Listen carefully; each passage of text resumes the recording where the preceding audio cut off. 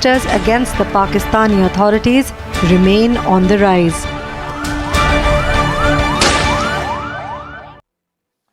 All right, viewers, now let's move on to another top story that we are tracking. A powerful 7.7 magnitude earthquake has struck Indonesia's Flores Island, leaving a trail of destruction across East Nusa Tenggara province. Now, the death toll has risen to at least 47, with dozens injured as buildings collapsed, roads were damaged, and thousands were forced to flee their homes. Now, hospitals have shifted patients to emergency tents as rescue teams continue efforts in the worst-hit areas. Here is more on the story.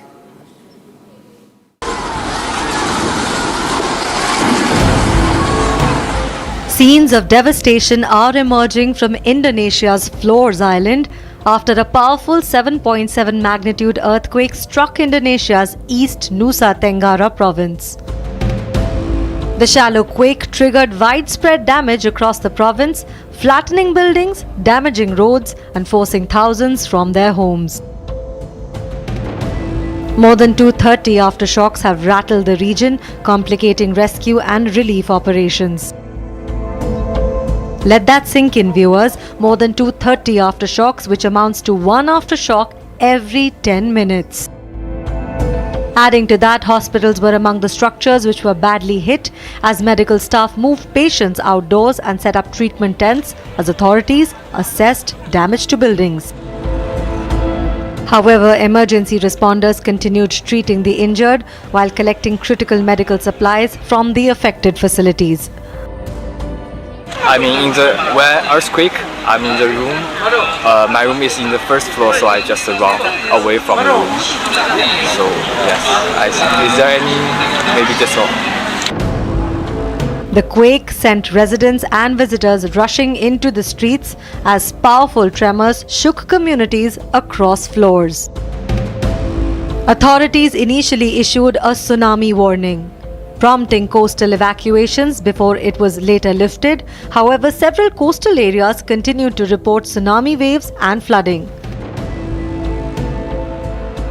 Because I live in Japan, so there are a lot of earthquakes in Japan. So I have experienced a lot of earthquakes before, but I think this time maybe it's the biggest one. Bigger than any earthquake I experienced in Japan.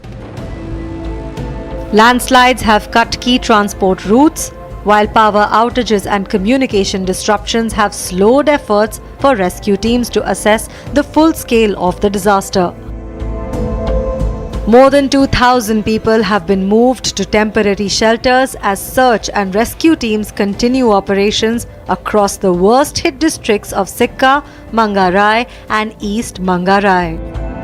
For the survivors, the focus now remains on recovery, as rescuers race against time to reach isolated communities, with authorities warning that the toll could still rise.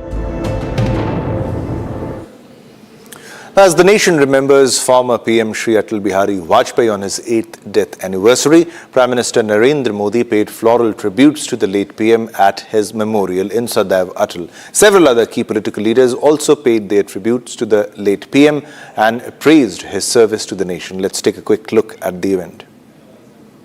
Bharat के प्रधानमंत्री श्री नरेंद्र मोदी जी श्रद्धेय अटल जी के प्रति Prime Minister Narendra Modi paid his tributes to former Prime Minister Atal Bihari Vajpayee on his 8th death anniversary.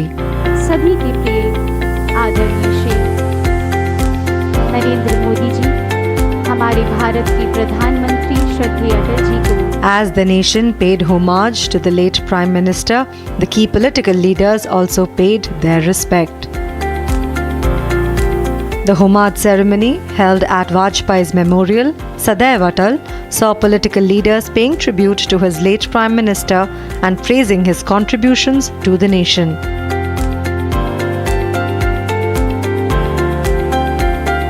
The late Prime Minister, as Bharat Ratna awardee during his tenure as PM, played a key role in some of the significant events that happened in the nation that later became a history. He served as the PM of India during the Pokhran nuclear test and made education a fundamental right for the children.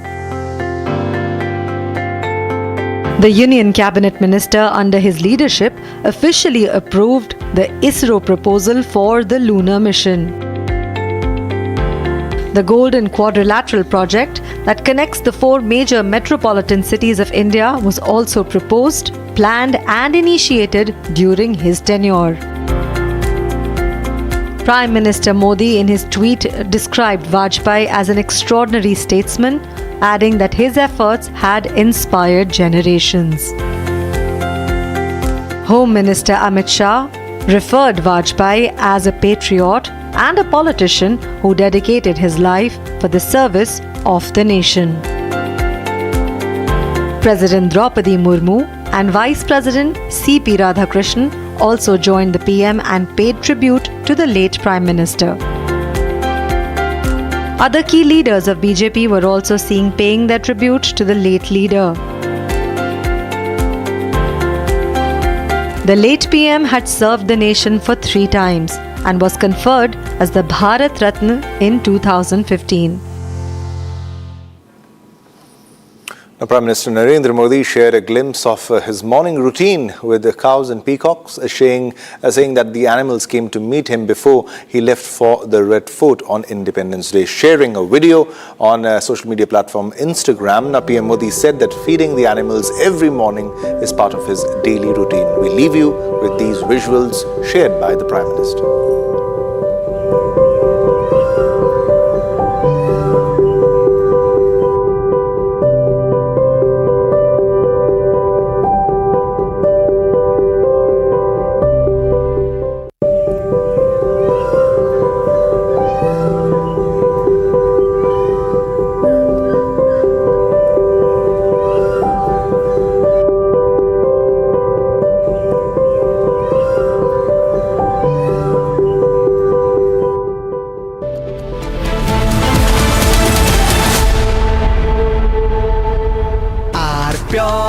सूजी pasta उबालो मिलाओ और खाओ 8 minute में तैयार। क्या taste है सबका राजा hardcore masala. QSMTHE, the world's foremost university rankings organizations, have ranked Amity amongst the top 3% universities globally, making it among the very few Indian universities to be included in both rankings. Yet another top ranking for Amity University. चमकी चाट से क्या बना है? आलू चाट या fruit चाट, स्वाद बढ़ाए चमकी चाट। क्या बात है? स्वादिष्ट पकोड़े और फरसान, अरे चमकी चाट है इसकी जान। असली स्वाद सिर्फ चमकी चाट। कुछ तो सस्ता लो, सब बढ़िया लो। इसमें क्या खास बात है? थोड़े में ज्यादा स्वाद, यही तो है इसकी खास बात। सबका राजा हार्डकोर मसाला। केसरिया से मन जोगी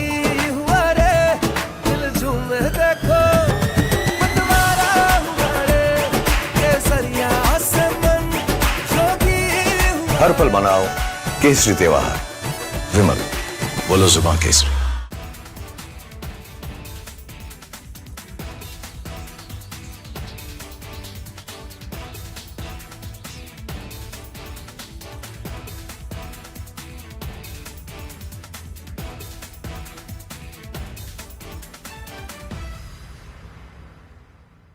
We all must learn the lesson. The era of short, intense conflicts is over.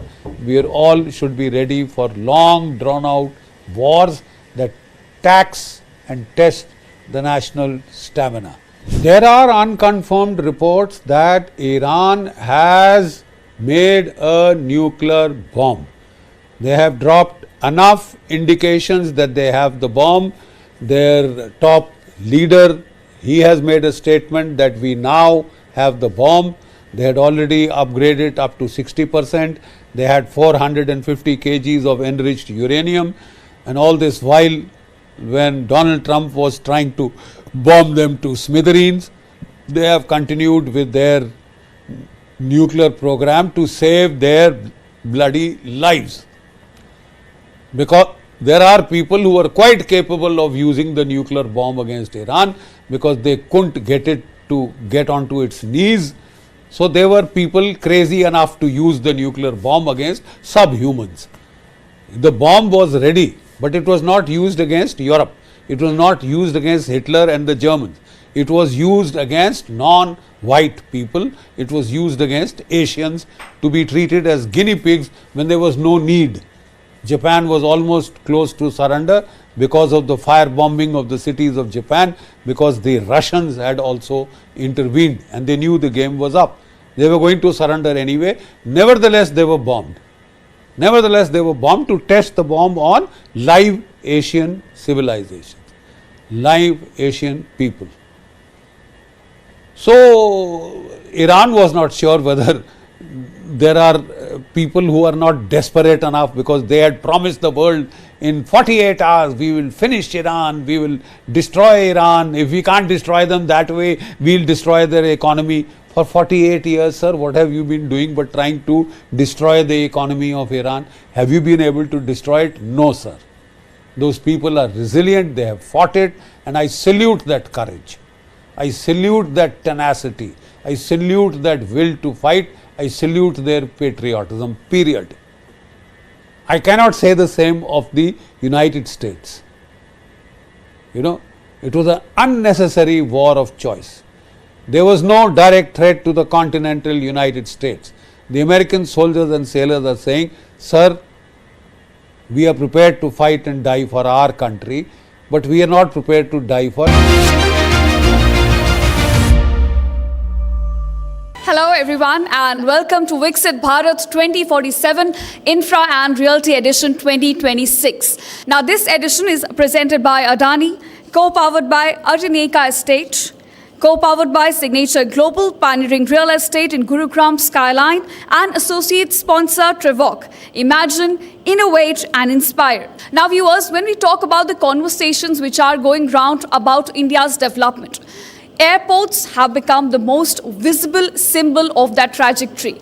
A very good example and a recent one would be Jewar Airport. And in fact, when we are sitting here, it's very proximity to us, and we can talk about that how the airports itself are now becoming economic hubs, providing opportunities and reshaping the development around them. So for this conversation, we have an esteemed speaker with us who brings over 3 decades of experience with the Airports Authority of India, across different verticals including engineering, infrastructure development, corporate vigilance, and more importantly, public-private partnership. An example, a model that has become successful recently. Now, if you talk about his profile and the kind of expertise he brings to the board, he's an electrical engineer with an MBA and MPhil in management. He's also a certified international airport professional and an ICAO trainer instructor. If you talk about his experience and what he brings on the board during his tenure as Executive Director of AAI Strategic Initiative Unit, he worked very closely on PPP initiatives and supported multiple state governments in developing airports through joint ventures and O&M models. So today, ladies and gentlemen, let's welcome Mr. N.V. Subbaraidu, Advisor PPP and former Executive Director of Airport Authority of India, with my colleague Pranav to take forward this conversation. Give him a huge round of applause.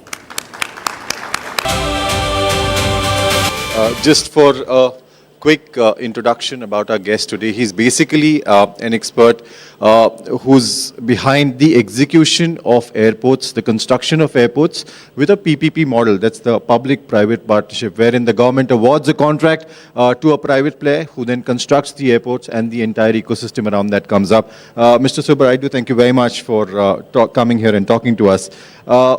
My first question, sir, we all grown up as children looking forward to flying, excited about, when is the next flight we are taking. And there has been a tremendous transformation in the aviation landscape over the past about decades or so. Just tell us, what are the exciting things that are happening in India's aviation sector as far as the airport infrastructure? What are the new airports that are coming up? If you could just take us through that. Okay, thank you. So, yes, as you said, from childhood we are very fascinated about the airports. So initially when I joined in 1989. That time I was in Hyderabad airport. You know the state of airports those times. Right. 1 or 2 airports were there, Chennai, Kolkata, Mumbai, Hyderabad, one of that, Delhi also. Anybody comes, I used to take to them the airport and show their runway directly. Okay. Because that time there was no traffic, not much traffic, no much security regulations. So now things have changed. Even I can't enter the Hyderabad airport now without identity card, Okay. without a valid permit. So the tremendous change has happened in the traffic potential, and the common man started traveling. Okay. Like we used to travel in DTC bus. Exactly. So now it is no more luxury. Airport is not a luxury. Okay. It is a now necessity. Every one of us have to go through one airport or the other. That is from the perspective of the demand. But still it is growing. We are not even 1/6 of the country's population is not even traveling. Can you give us some numbers as to what are the number of airports that were there in 2014, let's say, and now what was the passenger traffic like about a decade, 2 decades ago, and what is it now? What is it likely to be over the next few years? If you see when Delhi Mumbai were first given on PPP in 2008, that time 20 million passengers were Delhi, around 20 to Mumbai. Okay.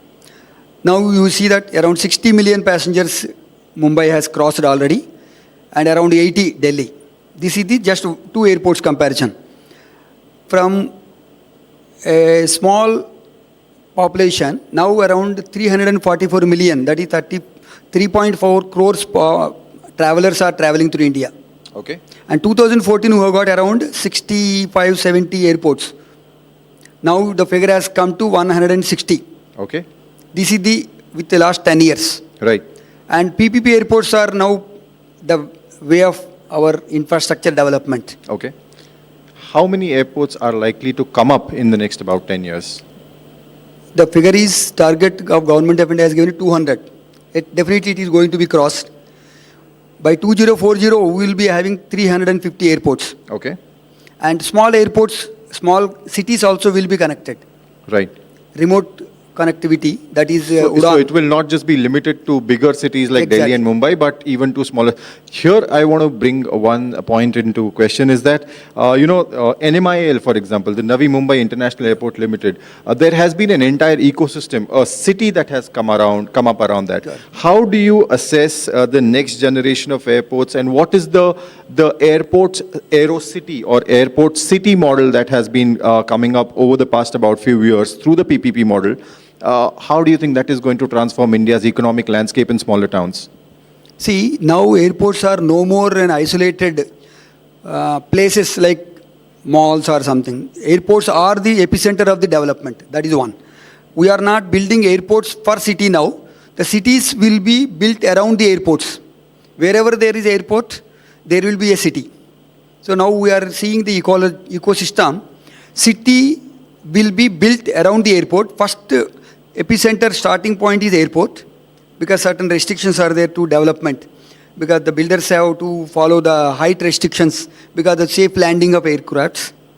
So first 20 to 25 kilometers will be the airport related industries and MROs, maintenance and repairs organizations, because aircrafts also need continuous support of the technical. Right. Then logistics, connecting to the highways, expressways. For example, you told about Navi Mumbai. Mumbai-Delhi expressway connectivity is very easy from them. So cargo is also biggest potential now. Mm-hmm.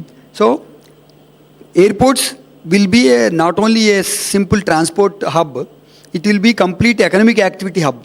Okay. So aerotropolis is the concept coming now. Okay. Talk about the Jewar airport, which has just come up. We're sitting about a few kilometers away from it. How do you think Delhi NCR is going to be benefited by Jewar airport? See, for the public, there will be definitely travel time will be less, because most of the population now they have to travel to IGA airport. It may not be viable for the people who are in the eastern part of the city of Delhi. So there the travel time will be definitely reduced. Public will get direct benefit. The second is employment generation around the airport, gives the economy a boost for the local population, and also business activity will increase. Right. Then comes to the question of the colleges, campuses, engineering campuses. Now the trend is, if you see the Zurich airport, I will give comparison, because Zurich is operating the Jewar airport. They've got a circle, one circle concept is there. Okay. In the Zurich terminal, if you have seen, I have seen, they have developed a small island sort of thing, island in the sense land island. Their university campuses are there near the airport. Okay. Then hospitals are there. So anybody wanting to get a graduation or PhD, They come and land at airport and go into the campus. Okay. They need not even visit the city. Okay. Even similarly, the hospitals also. That Urwa Police will have the facility of all the modern medical technology.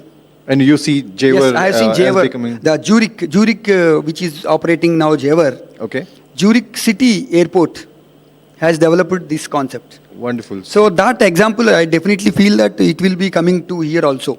Okay. And UP government also has got a lot of long-range vision. Okay. So there are 6 runways planned for Jewar. Okay. Now already the Jewar airport has started. 12 million passengers is the starting capacity. It will ultimately go to 70 million capacity. That's a huge number. This is a huge number. It is going to happen because Delhi needs at least 3 airports. First, Delhi airport is there. Correct. And Jewar is the second one. Hindon airport is there for regional connectivity, but it has got a limited do you see development chance. Do you see any more airport coming up in the Delhi NCR region? Delhi NCR region, possible, maybe after 25 years or so. Okay. It may be. So Jewar needs to be operational to its full strength. Jewar will reach its full potential quickly than what has been envisaged. Mr. Subbaraidu, I want to bring you to another concept which is normally referred to when we talk about airports. That's the greenfield airport. Yeah. Could you tell our viewers what exactly is a greenfield airport like? And just to give an example of this, in fact, Navi Mumbai International Airport, which was developed on the PPP model, has been, a benchmark when it comes to this greenfield airport project. If you could just help us understand what is greenfield airport concept, one, and second, if you could assess how successful or what are the learnings from the Navi Mumbai International Airport Limited as far as the green airfield for PPP model is concerned? See, the greenfield airport means basically there is completely no development at all, no airstrip of legacy Second World War time. Okay. That is the greenfield. Means actually green. The earth is available and no hindrance around the land. Okay. Because one of the hindrance for the aviation industry is already developed cities cannot sustain airport. Right. Because there are public already they have developed it, and sound pollution also has to be controlled, noise pollution. And the scope for the development of the long runway. Okay. Because the bigger aircrafts are coming, Boeing 737 is okay, but Boeing 747, Boeing 757. Okay. Those aircrafts need longer runway and more margin of safety, to height restriction of the buildings. So for that, greenfield is the ideal way to start with, because from ground zero, okay, we will be developing in a proper planned way. Mm-hmm. And also the entire land is earmarked by the government of the state, so that what uses are available, land uses will be planned in a much better way. Okay. And now talk about the Navi Mumbai International Airport. How do you assess that? Navi Mumbai Airport has taken long time. It has come to now fruit. Navi Mumbai has started. Mm-hmm. It has got tremendous potential because the Mumbai load, city airport load will be taken out. So congestion will come down. Is it a greenfield airport? Yeah, it is a greenfield airport. That will support the entire Mumbai, third Mumbai, the so-called Palghar area. The outer Mumbai area. And it is connected well with the sea link also to the main Kolaba area. Right. One of the things you mentioned right now was the connectivity to smaller and the not so main cities as such. Now, Guwahati, I want to take an example, has been one such. It's in fact been upgraded as a part of the regional connectivity in its push for the northeast region. Yes. How do you think that is going to transform the landscape of the economic development of that region? You can see that. In fact, Guwahati Airport, since independence, it was the hub of the northeast activities, including, you can say, the farmers' produce. A lot of flowers are there. Only we are having constraint that airport has not realized its potential. Now the airport has taken up the cargo also, perishable cargo. Mm-hmm. The state government is also actively supporting the operator. Mm-hmm. So that will lead to connectivity to the Southeast Asia. Okay. Southeast Asia is not connected in a better way so far. So you see international flights operating international out of flight operating from Guwahati to Southeast Asia and Far East. It will be having a lot of potential. Are other regional airports also coming up along with that? Yes, other regional airports already. Airports Authority has developed the, Donipoli Airport in Arunachal Pradesh. Mm-hmm. It's a greenfield airport, and we have developed the Agartala Airport also, and Imphal Airport also is being upgraded. New terminal building is coming. Okay. All these airports will support the hub airport of the Guwahati. Okay. So hub and spoke, Government of India is also they are promoting. One question is that you mentioned we are looking at about 6 crore annual passengers, 6 million. Yes, 6 presently, crore. yes. Correct. And that number is expected to go to about 85 million. 85 crores it will become. 850 millions. 850 million. 850 millions is the projected traffic By? for the country by 2050. Do you think the Indian airport infrastructure as well as the infrastructure around that is ready to deal with this kind of passenger volume, or are we going to see a bus stand like long queues, the same kind of chaos that we see at our regional transport machinery? Are our airports going that way, or there is a better way to deal with this? See, for so far the planning is 2047 vision. Airports Authority has also developed what are the probable airports, and identification of sites is being done in a progressive way. Now, 300 airports are to be, the number has to reach by 2047. Okay. That is the target. Probably investment limitation will come. So there is a definite necessity, Okay. for the private sector to come in. Okay. Because entire government budget will not be able to sustain this development pace required. Exactly. So that is what Government of India has brought the national monetization pipeline also. Okay. Where the assets are recycled. Airports Authority is also doing for the further PPP of some more airports. So you think the India of tomorrow is prepared to deal with this extra load of passenger traffic that will come? Indian government or the infrastructure? It is being under PM Gati Shakti master plan of the 16 ministries have synergized their plans and put together a roadmap. Okay. In that, airports connectivity is also one of that. Okay. Rail connectivity and road connectivity, maritime, like you can say the Vadhavan airport is coming now. Right. Completely offshore project. Right. So yes, we are ready to take up that challenge. Okay. And only thing is, in fact, synergy in terms of the industry, overall economy and public. Okay. All are required. So public-centric development only will lead the country to a better level. Okay. 2 quick questions. Yeah. One, what are the learnings from the PPP model? Learnings from PPP model, number one, it should have been done much earlier. Okay. That's what my feeling, because I have seen since 1989. Okay. There may be, because of apprehensions, private sector may not be giving the public good rather than profits. That myth has been broken now. Okay. People are also able to understand both the public sector as well as PPP sector will go together in the development. Okay. So first learning is public-private partnership has brought the development to an international benchmark. Okay. Because private sector efficiency and capital efficiency also is more. Okay. And the government budget is not dented. Right. That is the fundamental one. Right. When without compromising, there is a regulator to regulate the airport sector, Airports Economic Regulatory Authority. Now they are bringing new rules. If any performance benchmark is falling short, there are some penalties are also envisaged now by the ERA. Okay. One of the last questions that I have is you mentioned international standards. Yes. When you compare global airports, Amsterdam, Frankfurt, London, New York, and then you look at the Indian airports, Delhi, Mumbai, Mangaluru, what is the difference? Is there a gap or there are international standard airports? That's point number one. And point number two, if at all there is any gap, what is the scope for this PPP model to fill this gap? See, number one, our airports are now not less than any international airport. In fact, foreign, my friends are also there. They say that they are amazed to see the development of Delhi airport as well as Bangalore, Hyderabad new airport, and now renovated airports are there now, Ahmedabad and other airports. Right. Guwahati airport also. Yes. They were amazed to see. The development, yes, we are none less than that. Okay. Number one. The second, there is a gap. Yes, some sort of service provision, probably Indian public has to be served in a better way, because there is a economic gap. Okay. The passengers, rural passengers are also there. I've seen in Lucknow airport also, people going the lesser privileged people, the so-called, I cannot say that, But those who are not accustomed to use the airport services, they are not having the guidance. So probably private sector and airports authority also, we are working on that. Okay. How to bring the awareness also. Right. Because the facilities are there, people are not knowing. Okay. For example, wheelchair. Okay. Wheelchair necessity may be there for even your grandparents. Right. We know that, how to get it. Right. But many people do not know.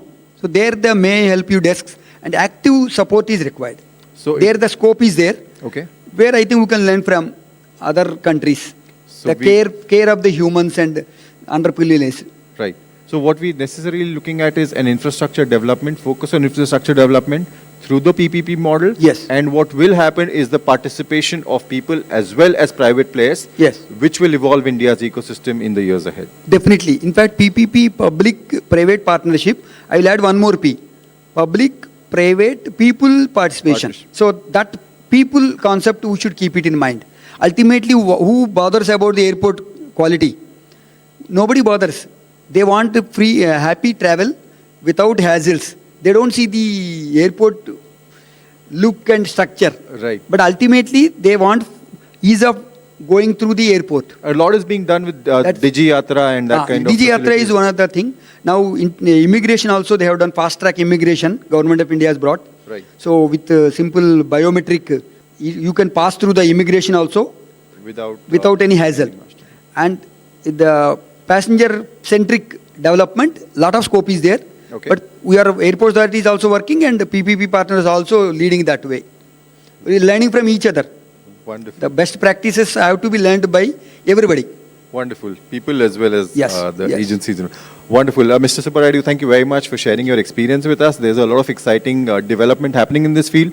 We'll, of course, track it and keep coming back to you for seeking your expert views on this. Thank you very much for being with us here. Thank you. Thank you very much.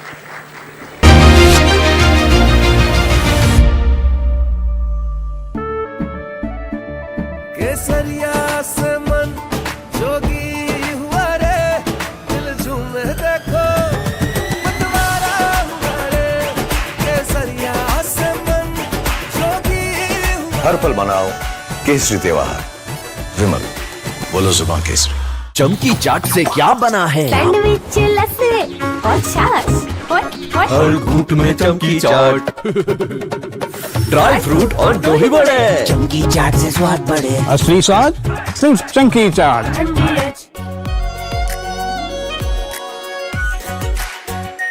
Are pure shahi paneer masala, delicious, healthy everyday.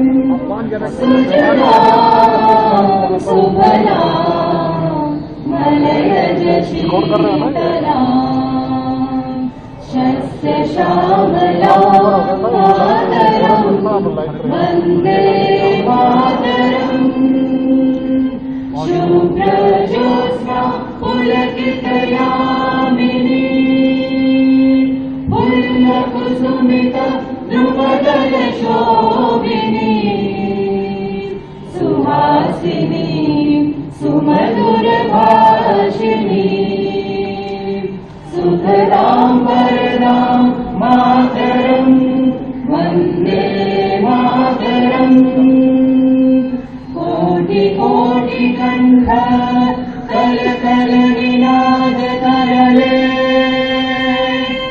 कोटि कोटि भुज मृत कर कर वाले केवल माँ तुम्हें बोले बहुबल धारिणी नमामि तारिणी विपुदल वारिणी मातरं वन्दे मातरम् तुम्हि विद्या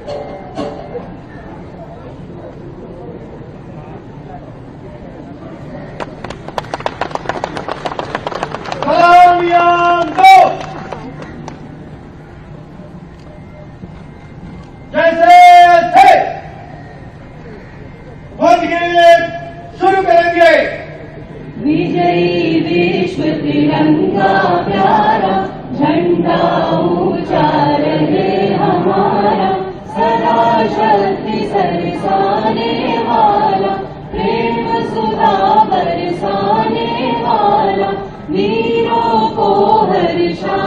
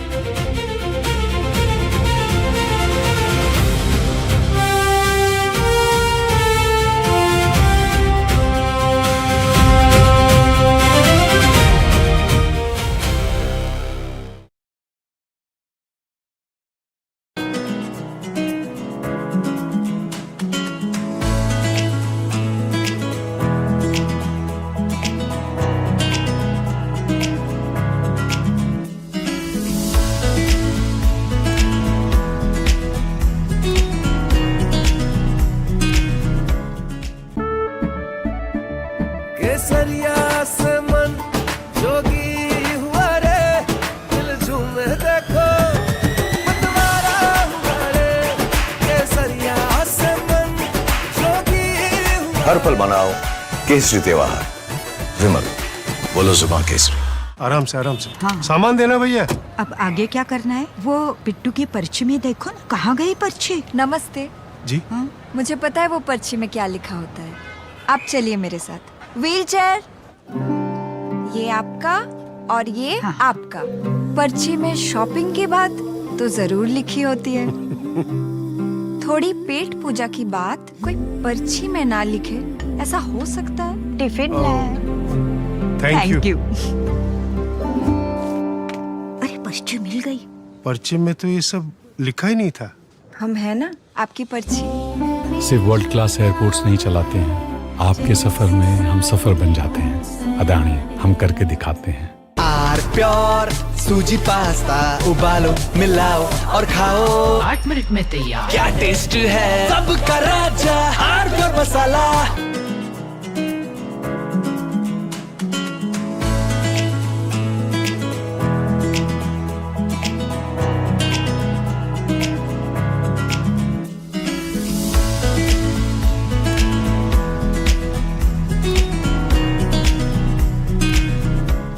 चमकी चाट से क्या बना है? सैंडविच लस्सी और छाछ। हर घूंट में चमकी चाट।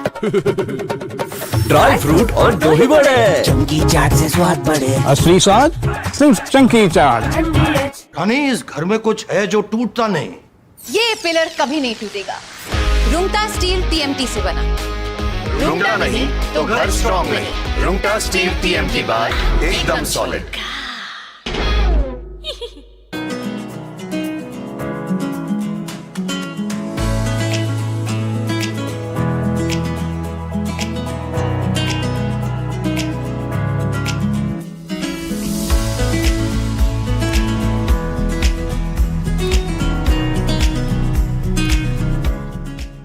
सस्ता लो, सब बढ़िया लो। इसमें क्या खास बात है? थोड़े में ज्यादा स्वाद, यही तो है इसकी खास बात। सबका राजा आरती और मसाला।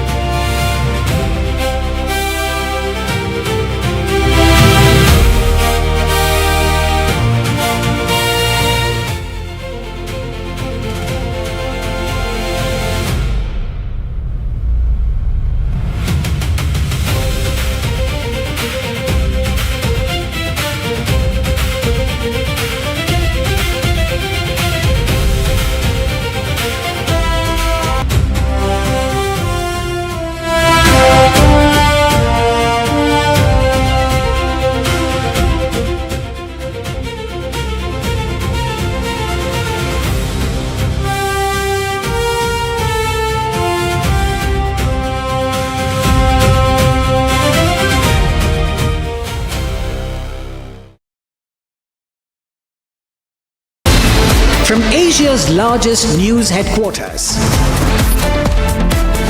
Setting the agenda for Bharat.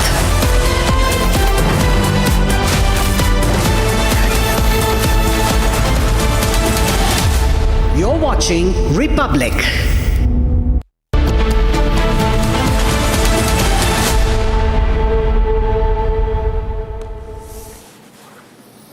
A very warm welcome, viewers. You're watching Republic TV. This is Shivam Datmet, and the top focus story today is the Congress, which is insulting the national song, that is Vande Mataram. Now, we have clear video evidence of that, and even the Congress leaders are admitting, however, they are giving vague statements and vague arguments on why this was done by the senior Congress leader, that is Sonia Gandhi. We'll get you all the details of this story, and a lot more. More reactions are coming in on this. But first up, let's have a look at the top headlines. Headlines brought to you by Canara Bank. Together we can. Sonia जी, 140 करोड़ की जनता आपको देख रही है। आपके द्वारा किया गया ये पाप इस देश की जनता कभी माफ नहीं करेगी, कभी माफ नहीं करेगी। You know, Minister Amit Shah says nation won't forgive Sonia Gandhi for insult to Vande Mataram, says India won't forget Congress's sins. Congress defense falls flat. Party member himself admits Sonia Gandhi asked to stop Vande Mataram midway.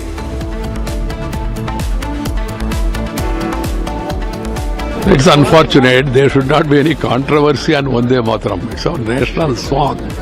The entire country has accepted it. I feel unhappy and sad that on such occasions also unnecessary controversies are being raised, and then Vande Mataram also is being questioned also. Trouble mounts for Sonia Gandhi. Karnataka BJP leader files complaint against disrespect to the national song.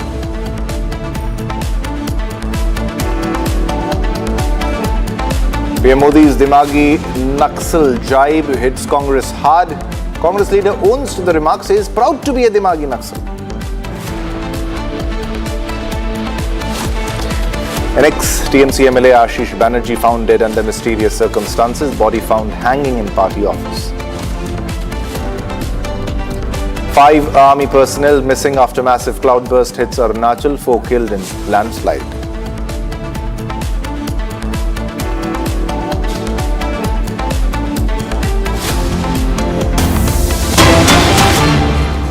All right, viewers, let's begin this bulletin with a big breaking news development. That's what we are getting right now. This is coming from Varanasi of a misfire during the checking of a pistol weapon. Now, a gunshot was heard as it was fired at Varanasi airport around 9:30 a.m. today, which injured 2 AAI CLAS screeners when a passenger from Azamgarh traveling to Mumbai on an Air India flight who had declared his pistol. He had given a declaration that he has a pistol, and a magazine accidentally discharged a round during the weapons check. And because of that, the screeners, 2 screeners, what we are getting to know, have been injured, and they were admitted to the hospital in this regards for further treatment because the weapon misfired, and this was happening during the checking of the weapon. Let's listen into the reaction of the victim in this case.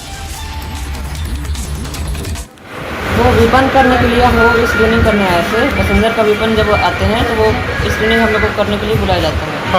तो हम लोग पहले वो एमिनिशंस वगैरह देखते हैं कि कितना है कितना नहीं, काउंट करते हैं। उसके बाद पूरा सारा डॉक्यूमेंट्स देखते हैं। तो एमिनिशंस वो निकालने लग गए और वो दिखाने लग गए कि कितना मेरे पास है या नहीं है। और हम लोग फिर वो देखने लगे, विपन देखने लगे कि अनलोडेड कंडीशन में है कि नहीं। वो दिखाने लगे कि इसमें अनलोडेड कंडीशन में है, जबकि वो लोडेड कंडीशन में था। वही लोडेड कंडीशन में होने के बावजूद वो दिखाने लग गए। उसके बाद उसी तरह में उसी दौरान वो गोली चल गई। 2 लोग लगी? हाँ, 2 लोगों की लगी। देखिए, आज सुबह 10 बजे हमें सूचना प्राप्त हुई थी कि वाराणसी एयरपोर्ट पे कोई फायरिंग की घटना हुई है। सूचना का त्वरित संज्ञान लेते हुए फूलपुर पुलिस और अधिकारियों द्वारा मौका मुआयना किया गया। जांच में पता लगा कि कमलेश राय जी, जो कि आजमगढ़ के रहने वाले हैं, वो एयर इंडिया एक्सप्रेस की फ्लाइट से मुंबई ट्रैवल कर रहे थे।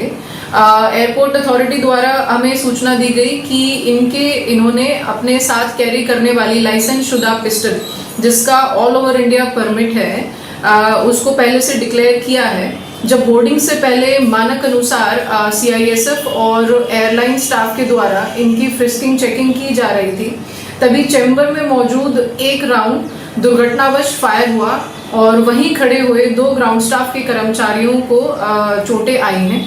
दोनों की ही जो स्वास्थ्य है, दोनों का स्वास्थ्य अभी स्टेबल है और फील्ड यूनिट ने हमारी फील्ड यूनिट ने मौका मुआयना कर लिया है और आगे की विधिक कार्रवाई फुलपुर पुलिस द्वारा की जा रही है। All right, Raghavendra is joining us with all the latest updates on the story. Raghavendra, आप पूरी खबर को अच्छे से समझ पाए हैं और देख पाए हैं क्या कुछ घटित वहां पर हुआ है। अगर पूरे घटनाक्रम का आप ब्यौरा दें कि एक व्यक्ति है जो आजमगढ़ से आता है, वो बताता है कि भाई मेरे पास हथियार हैं तो हथियार में गोलियां हैं, गोलियों में मैगजीन, पूरी उसने सब कुछ बताया। अब क्या हुआ उसके बाद? क्या चेकिंग करते हुए वेपन मिसफायर हो जाता है? बात आसानी से हजम नहीं होती। क्या हुआ जिसमें 2 स्क्रीनर्स इंजर्ड हो गए, अस्पताल में भर्ती कराना पड़ा? राघवेंद्र, बस यही समझिए कि उन दोनों की जान बच गई। नहीं, आज जिस तरह की लापरवाही देखने को मिली, जिस तरह से वेपन वाराणसी एयरपोर्ट के अंदर तक पहुंचा और डॉक्यूमेंट जिस तरह से चेक हो रहा था और वहां पर जैसी गोली चली और किस तरह से लोग घायल हुए कि वहीं बगल के अस्पताल में भागकर, न्यू लक्ष्मी हॉस्पिटल का नाम है, प्राइवेट हॉस्पिटल है, वहां पर दोनों की जान बचाई गई। दोनों की स्थिति सामान्य है, लेकिन उनके किस्मत में शायद जिंदा रहना था। नहीं, जिस तरह से गोली चली, वो गोली तो अपना काम कर गई थी, साइड से निकल गई। नहीं, अगर गोली अगर सही जगह लगती तो दोनों की जान वहीं पर चली जाती।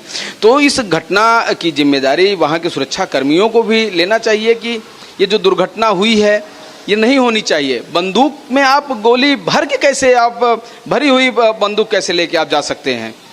और उसको बिल्कुल इनको देखना चाहिए कि एयरपोर्ट, वो भी एयरपोर्ट वैसे भी ज़्यादा अलाउ नहीं है। भले आपका लाइसेंस हो, ऑल इंडिया लाइसेंस हो, बहुत ही सतर्कता बरती जाती, किसी भी वेपन को आप लेके नहीं जा सकते। बिल्कुल, बिल्कुल। और एयरपोर्ट के अंदर वो भी उसमें बाकायदे गोली लगी हुई थी। तो इस तरह की जो घटना हुई है उसकी जांच होगी, उसमें पुलिस पूरी तरह से इन्वॉल्व है।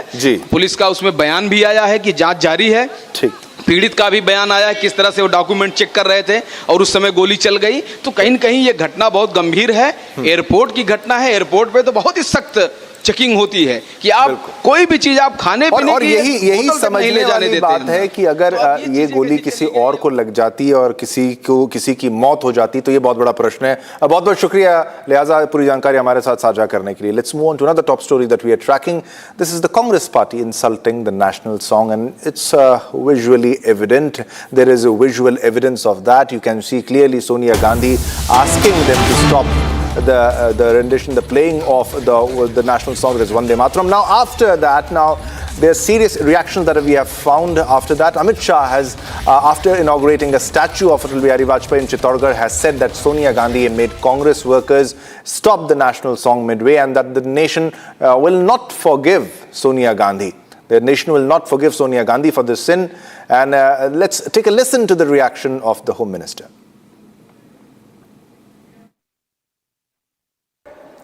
वोट बैंक की लालच में कांग्रेस ने वंदे मातरम को भुला दिया था। 150वां साल है वंदे मातरम के प्रागट्य का। हमने लाल किले की प्राचीर से मोदी जी ने वंदे मातरम को फिर से एक नया आयुष्य देने का काम किया है। और इनकी निर्लज्जता देखिए।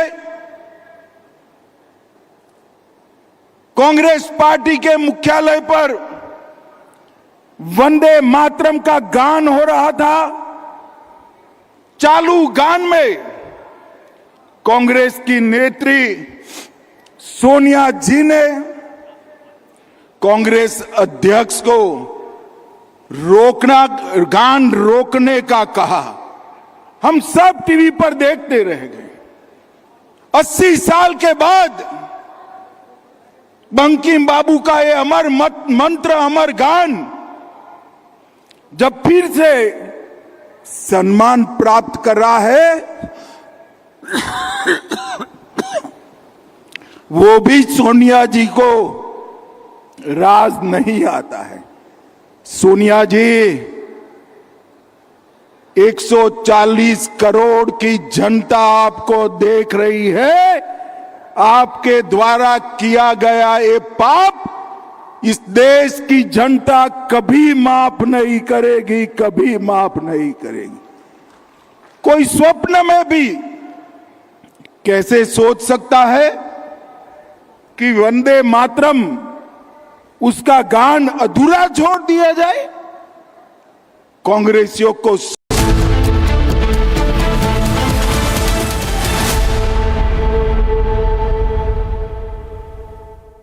चमकी चाट से क्या बना है? सैंडविच, लस्सी और छाछ और हर घूंट में चमकी चाट। अब बताओ, स्वाद आया? असली स्वाद सिर्फ chunky chaat. QSMTHE, the world's foremost university rankings organizations, have ranked Amity amongst the top 3% universities globally, making it among the very few Indian universities to be included in both rankings. Yet another top ranking for Amity University.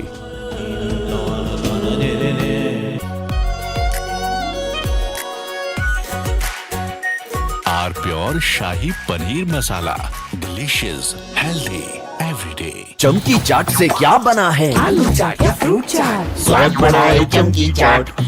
क्या बात है? स्वादिष्ट पकोड़े और फरसान, अरे चंकी चाट है इसकी जान। असली स्वाद सिर्फ chunky chaat.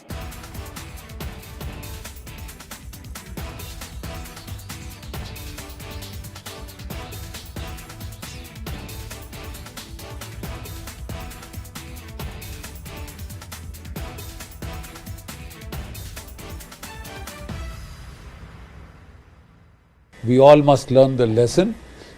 The era of short, intense conflicts is over.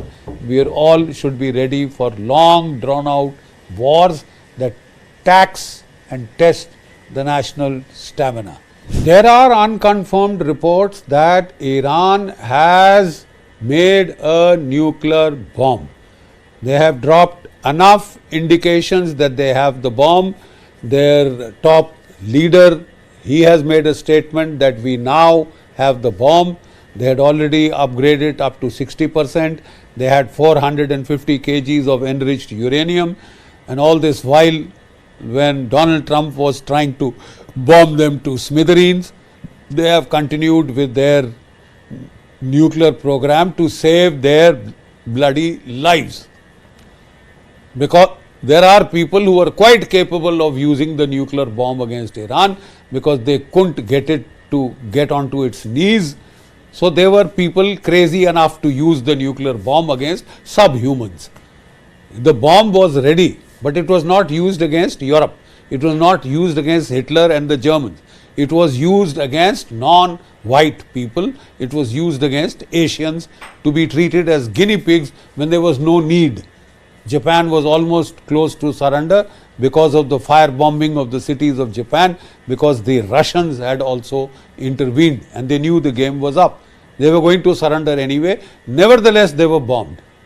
Nevertheless, they were bombed to test the bomb on live Asian civilizations, live Asian people. So, Iran was not sure whether there are people who are not desperate enough, because they had promised the world in 48 hours we will finish Iran, we will destroy Iran. If we can't destroy them that way, we will destroy their economy. For 48 years, sir, what have you been doing but trying to destroy the economy of Iran? Have you been able to destroy it? No, sir. Those people are resilient, they have fought it, and I salute that courage. I salute that tenacity. I salute that will to fight. I salute their patriotism, period. I cannot say the same of the United States.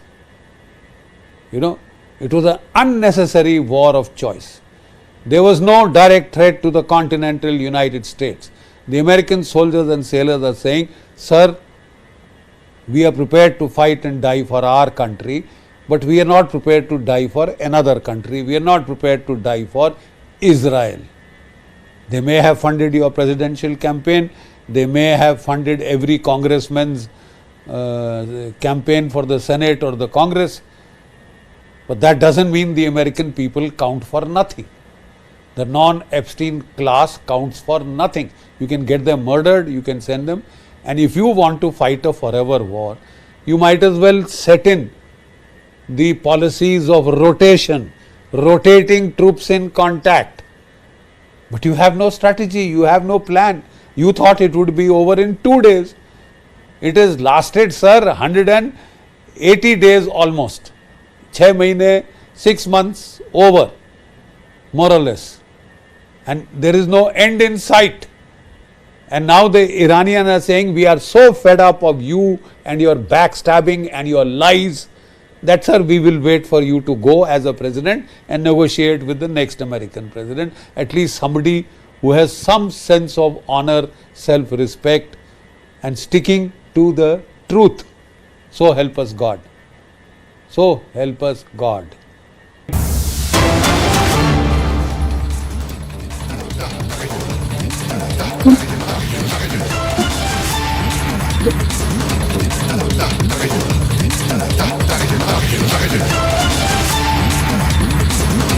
Okay, we're getting into breaking news now.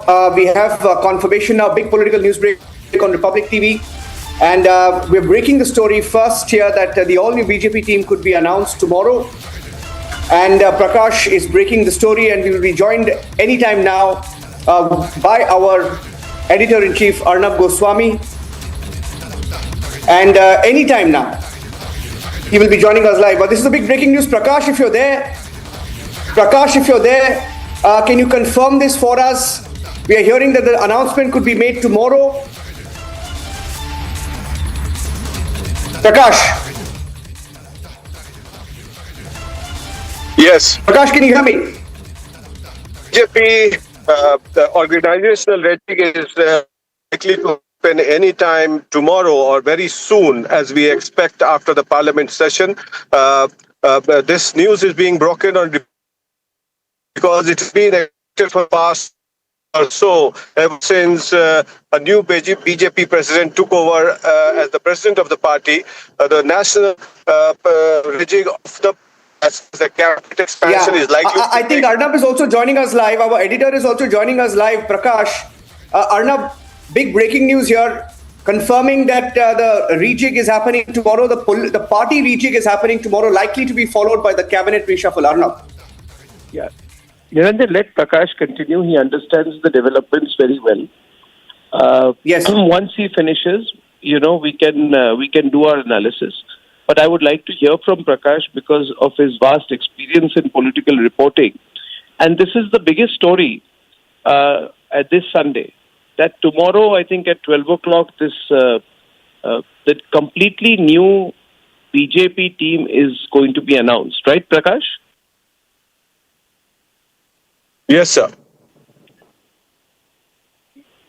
The BJP is likely to announce its team tomorrow, and it's been expected for quite some time because the national president was elected in February this year. And after that, it was expected as some of the senior leaders from the government as well as the party and infusion of youth would also take place because Nitin Naveen himself is a 45-year-old president.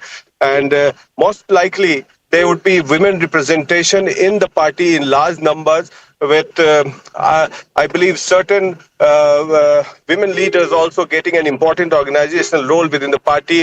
Is Smriti Irani most likely to come back again very strongly into the top ranks of the BJP rejig as far as party organization is concerned? Some of the top ministers are also likely to be included in the party role because of the likely the elections that are going to be held in 5 states, including Uttar Pradesh, which is very crucial.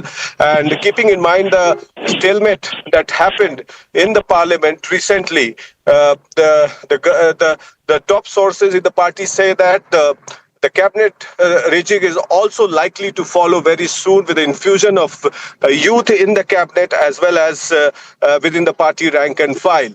And with the infusion of youth and women in both the party as well as the cabinet. Yeah, so I think what we are expecting is, I think the big question is now whether this leads up to a cabinet reshuffle. The cabinet reshuffle has also been in the works. It was supposed to be before Parliament. And there was some internal criticism of the fact that had it happened and Mr. Pradhan being reshuffled before Parliament session, the CJP would have had the wind out of their sails. Arnab, so it appears like he's got more details of who could be included, saying that it could be a rejig where many youth leaders, younger leaders, could be finding their way into the party and be given leadership roles. This is the breaking news coming in. I'd like to get your views on that, Arnab. No, I think this is a 2029 team that the BJP will have. So I think naturally I would expect that if it's preparation for the critical 2029 elections, 2027 UP elections, Uttarakhand elections, upcoming Punjab elections, then the youthful flavor is likely to be expected. That's also what I have been hearing, while the more senior faces could be moved into government roles. So whether there are going to be any people who are going to be moved from the government to the party is, I think, now the question. Prakash, do you have any thoughts on that? Well, yes, Arnab, from the government to the party, there will be definitely smooth transition because the party wants to use certain leaders at the party level also, keeping in mind their experience of handling governance and administration at the central level, and their role would be taken forward within the party with the infusion of certain youth. Hello? Hello? Hello? Surya, who gave a fantastic speech in Parliament on the education bill. As far as youth is concerned, these are the likely names.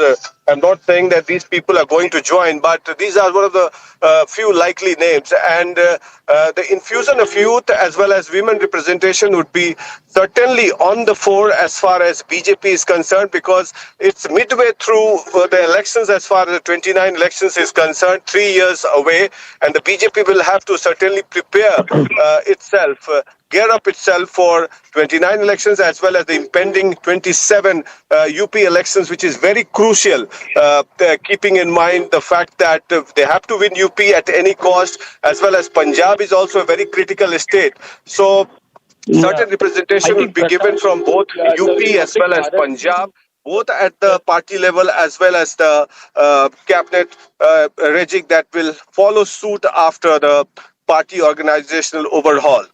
Yeah. So Prakash, I think the Republic Bharat team is also waiting to take you live. Abhishek and Niranjan can take this forward with me. Big breaking story here, ladies and gentlemen, when it's big breaking political news. Arnab, he took some names, but of course, very hard to speculate. But there has been, I think, there has been some speculation about some top leaders making a comeback. Yes, of course. Can I complete? Sorry, I lost you there, Arnab. Please go ahead. Traditionally, Niranjan, we don't speculate on names. You know that, right? So I think right now I would pull you back on that. Yeah. Yes. We do not speculate on names. There is no need. This is a big enough story for us to break the story alone. Let us not do the general speculation of names, because that is part of the overall general political analysis, which may be proved correct or incorrect. I think we've got a big story. Let's stick to it, Niranjan. And Abhishek, I think you can go more into the issues and the reasons why this reshuffle is happening now. Abhishek?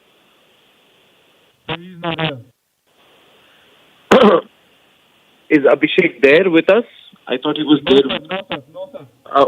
Then are we going to get him online? Because Niranjan, we discussed this earlier. They should get Abhishek Kapoor online on the story, right? Can we please get him online? Until then, you can handle it. I'll connect back with you, Niranjan.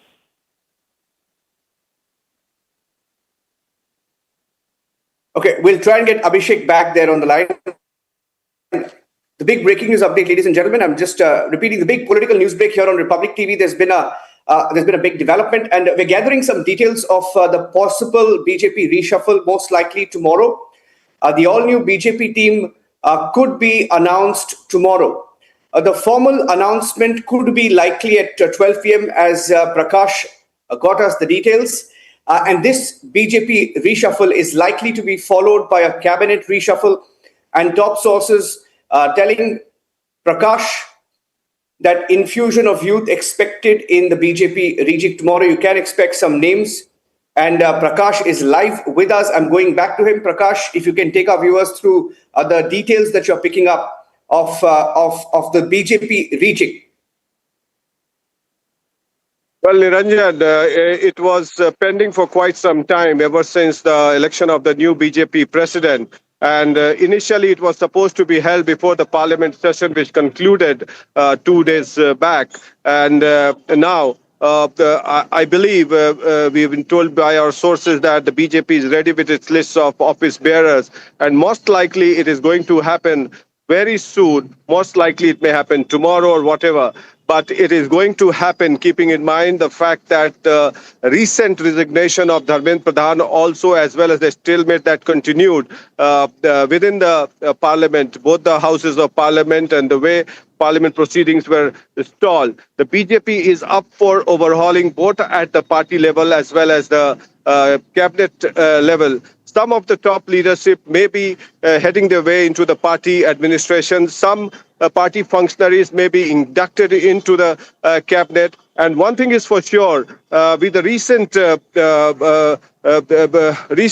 protest by the youths at the Jantar Mantar, the BJP will also like to focus on the youth, and so the youth representation as well as the women representation, because the delimitation bill has been pending in the parliament for quite some time, with a specific reference to the women reservation bill. So women participation would also be of prime significance, both at the party level, at the spokesperson level, as well as the government level. So all these points are being taken into cognizance, and several state leaders, young state leaders, may be inducted into the party as well as the central cabinet as well, giving representation to the caste aspirations as well, because UP is a very critical state. UP is going to the elections in January, February 2027, and the preparations would be underway because UP is a very vast area, around 400 plus seats, 80 parliamentary constituency, and the severe drubbing the BJP received at the hands of the Samajwadi Party in the Lok Sabha elections. So the BJP cannot take its chances. So representation would be given to UP leaders, both at the party at the central level. That's what I'm picking up. So most likely, the rejig both at the party and the central cabinet would be done as soon as possible to give a fresh look for the party, because the infusion of youth and the women is of prime significance for Narendra Modi, the Prime Minister of the country. Back to you. Okay, thank you for that, Prakash. I'm freeing you so that you can break the story on Republic Bharat as well. I'm going across to Abhishek, who's joining us live. Abhishek, we'd like to get you live as well. So this is a big one, Abhishek. This was anticipated, and we perhaps knew that this could be happening immediately after the parliament session. What you're picking up, Abhishek, if you can take our viewers through the details and how significant this could be in the build-up to 2029. Well, Niranjan, in the meantime, since our last call, I also checked, and we can confirm this big breaking, which is brought to us by our senior editor Prakash Singh, and which is that the BJP rejig, long in the making, more than a year now, and finally, in fact, despite the party getting a new president early this year, and now it seems it's all set, all loose ends.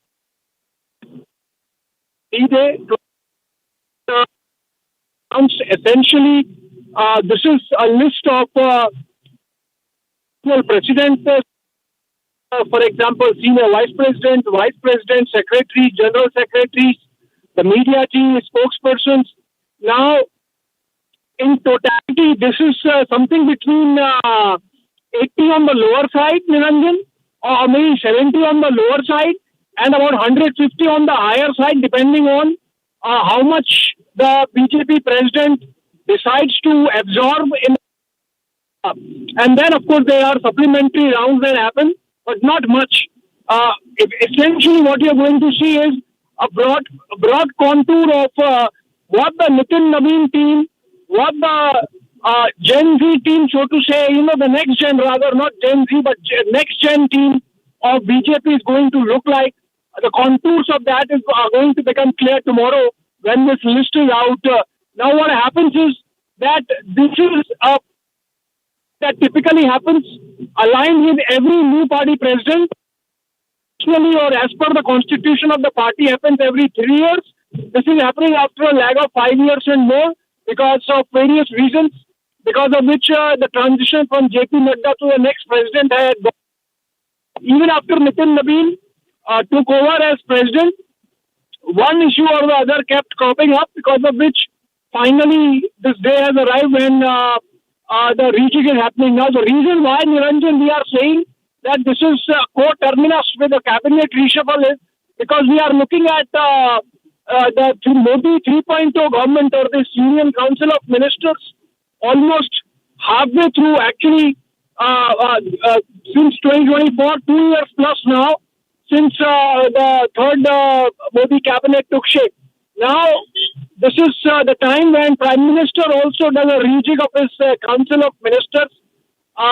And what happens is once the party president picks up his team, the party organization is sort of rejuvenated, rechecked, then it has a dominoes on the cabinet also. Because what happens is, based on the talent requirement, there would be this shuffle of deck happening, and then some fresh blood would need to be infused in the Council of Ministers. There would be some seniors from the Council of Ministers who have done, for example, their 2 terms in the cabinet or the council.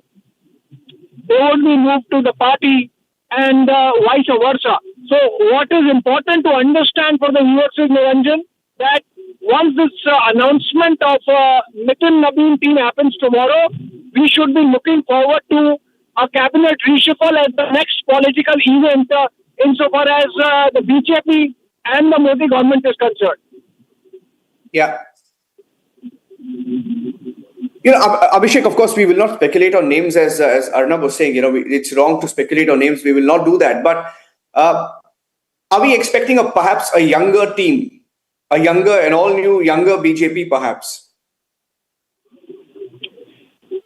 Yes, obviously, Nabin has to pick up a team with which he's compatible, with which, or the team that is more compatible with a younger leader.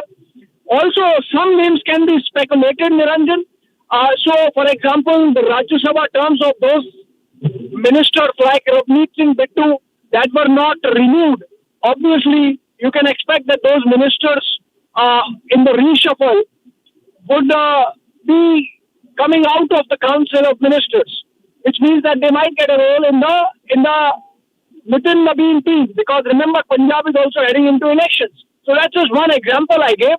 There are many other reasons to believe that this is informed opinion, not conjecture or speculation.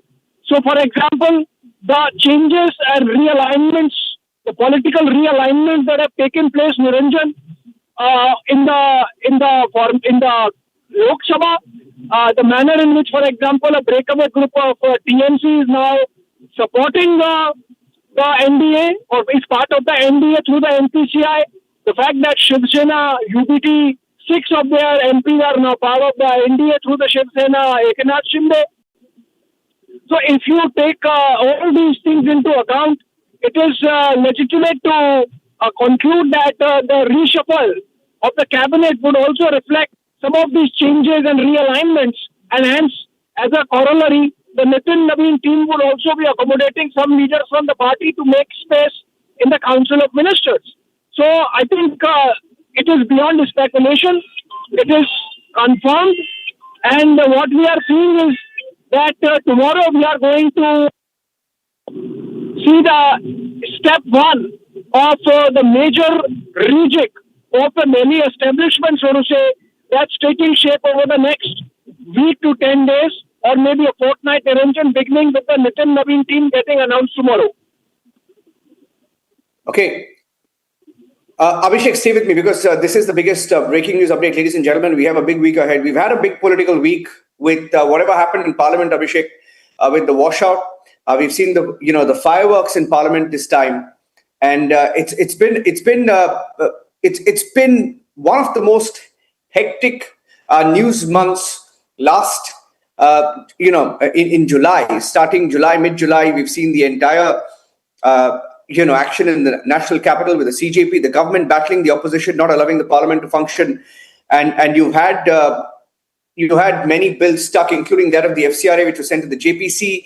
And it was speculated before the parliament session that perhaps there was a thinking in the government that they will wait until the session ends to do anything. Of course, you broke that story as well earlier, Abhishek.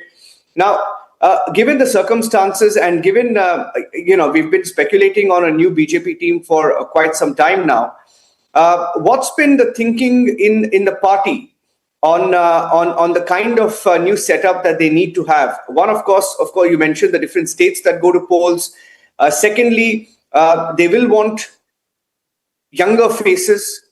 And, given all the elections that are coming up, are we expecting any surprises as well? Without, of course, taking names. Well, surprises in the sense that, Niranjan, the team has to be younger.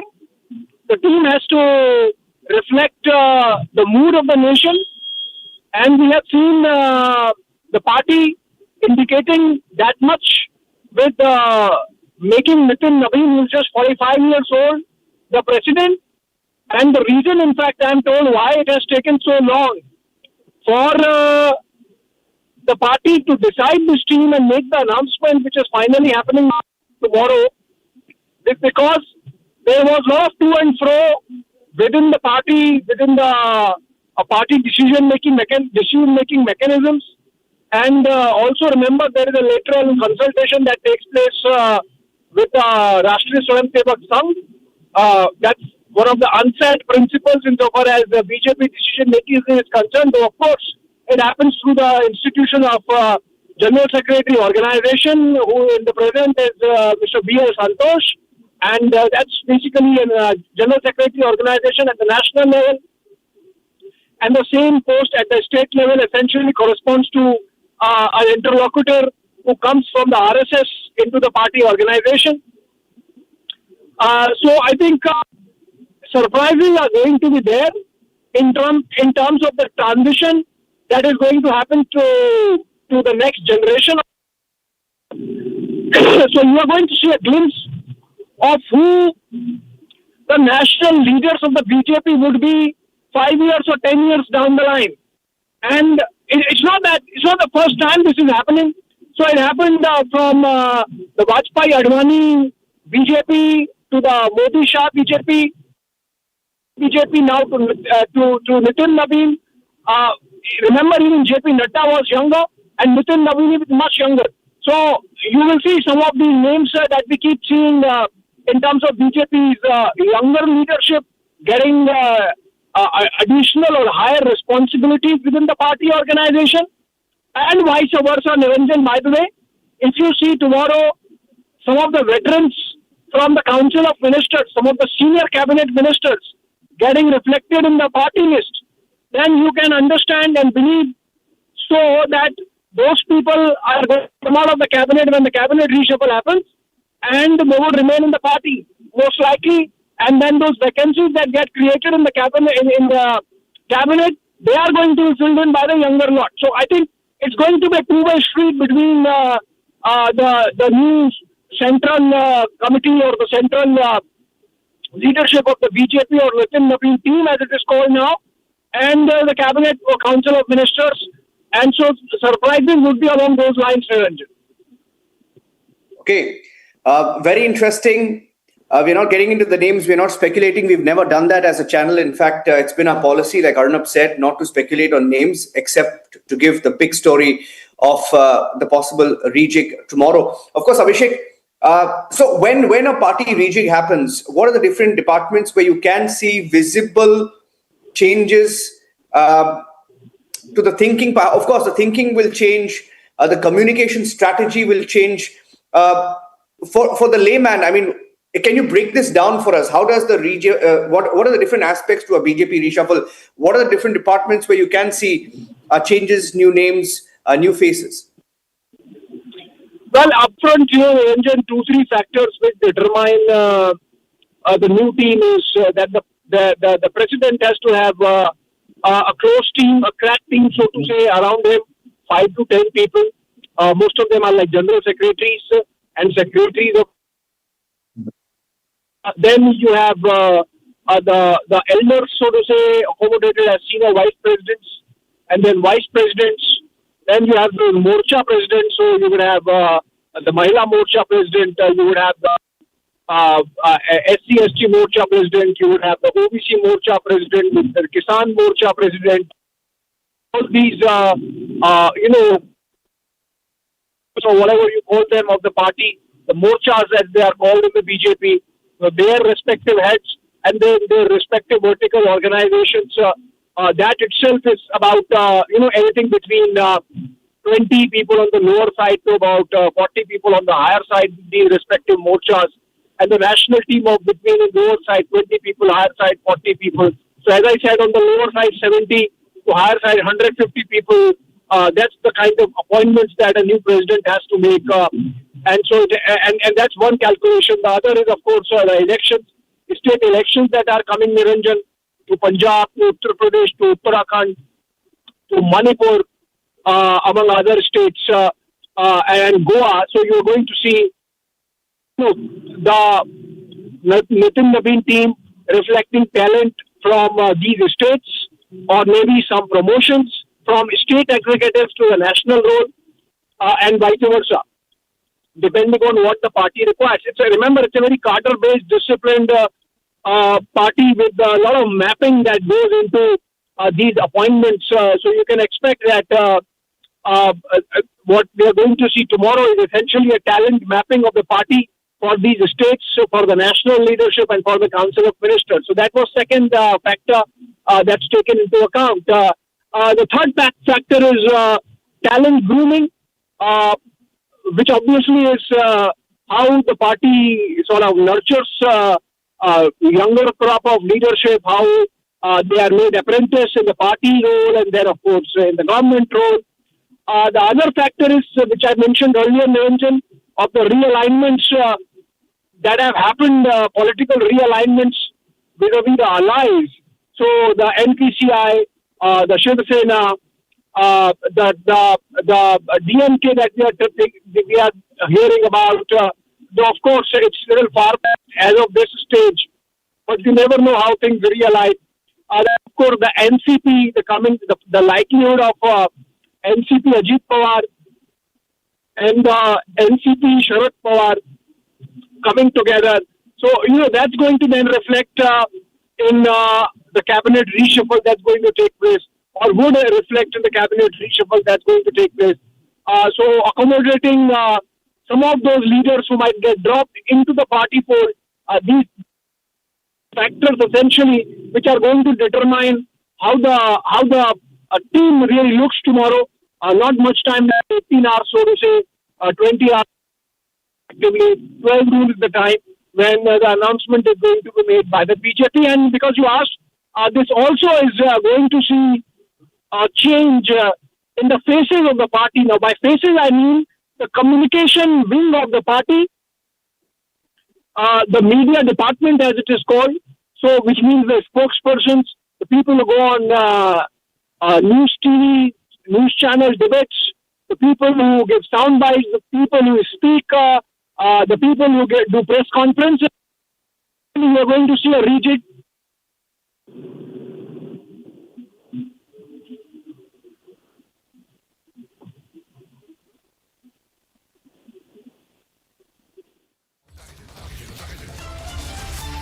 Okay.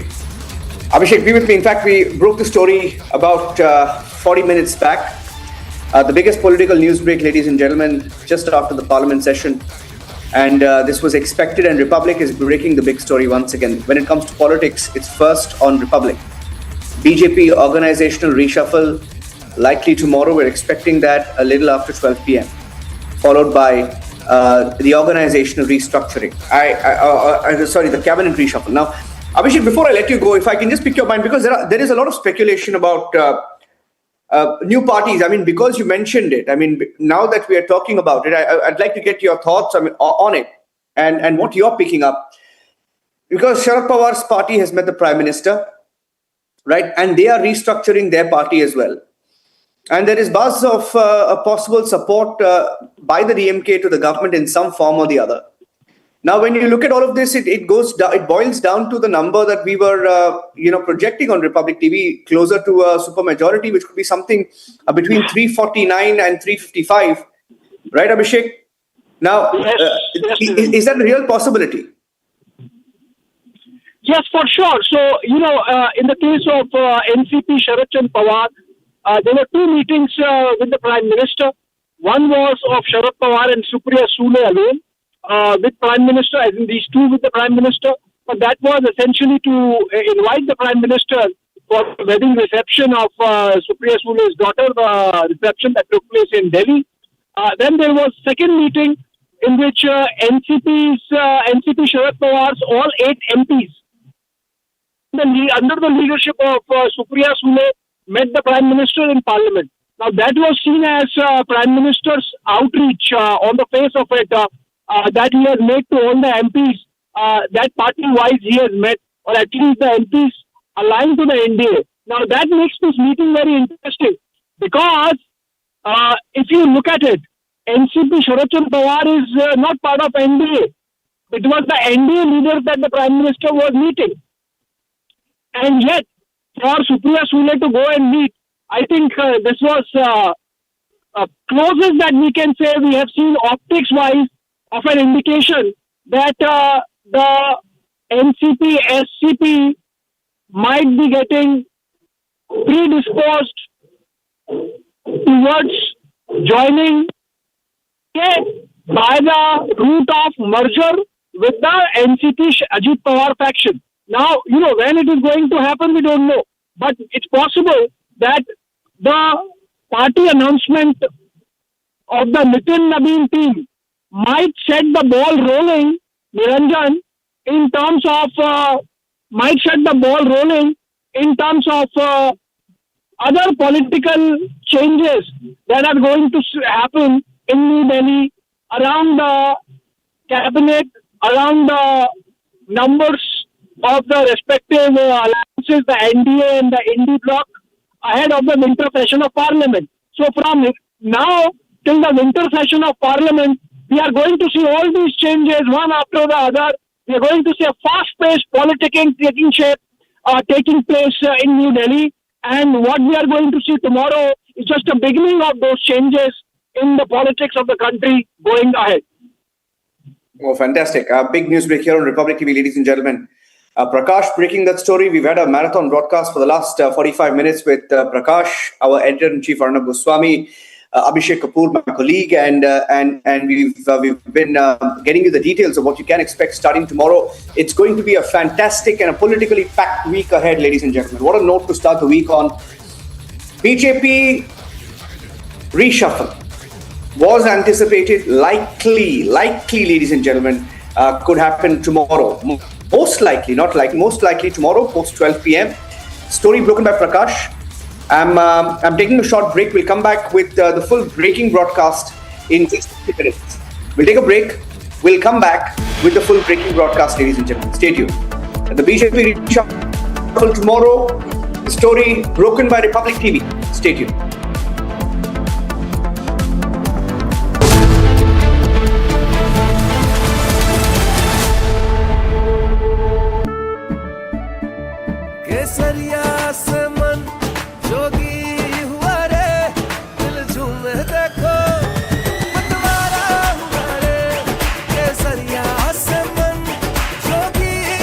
हर पल मनाओ केसरी त्योहार विमल बोलो जुबान Kesari are pure सूजी pasta उबालो मिलाओ और खाओ 8 minute में तैयार क्या टेस्ट है सबका राजा आर प्योर मसाला चमकी चाट से क्या बना है सैंडविच लस्सी और छाछ हर घूंट में चमकी चाट ड्राई फ्रूट और दही बड़े चमकी चाट से स्वाद बढ़े असली स्वाद सिर्फ चमकी चाट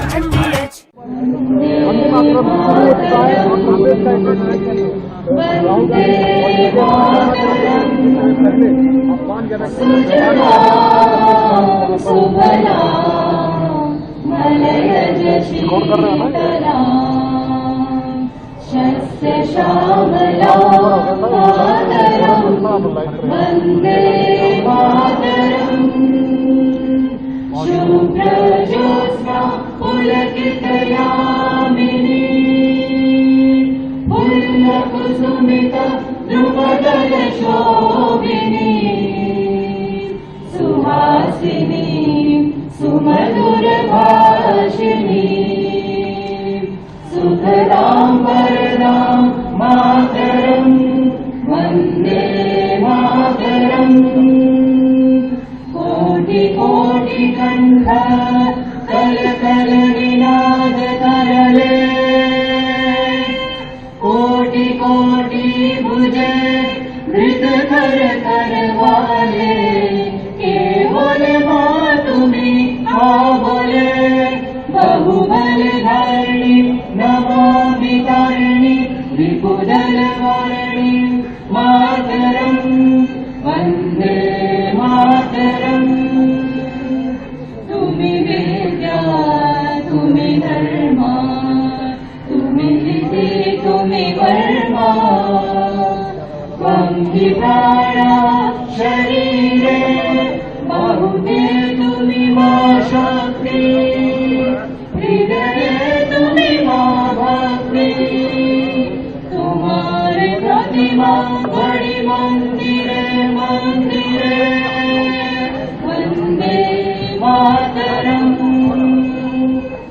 त्वं हि दुर्गा दश प्रहरण धारिणी कमला कमल दल विहारिणी वाणी विद्या दारिणी नमामि त्वां नमामि कमलां कमलां अतुलां सुजलां सफलां मातरम् वन्दे मातरम् श्यामलां सरलां सुस्मितां भूषितां धरणीं धरणीं मातरम् Vande Mataram Vande Mataram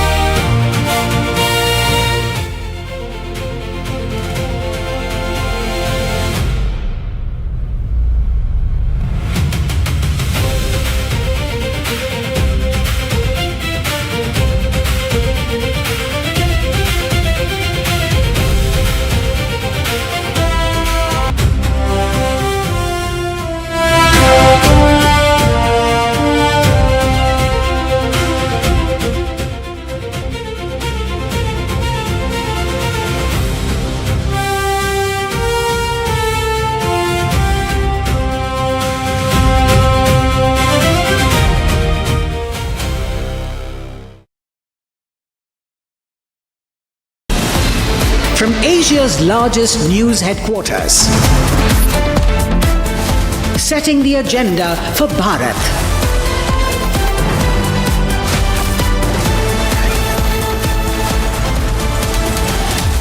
You're watching Republic.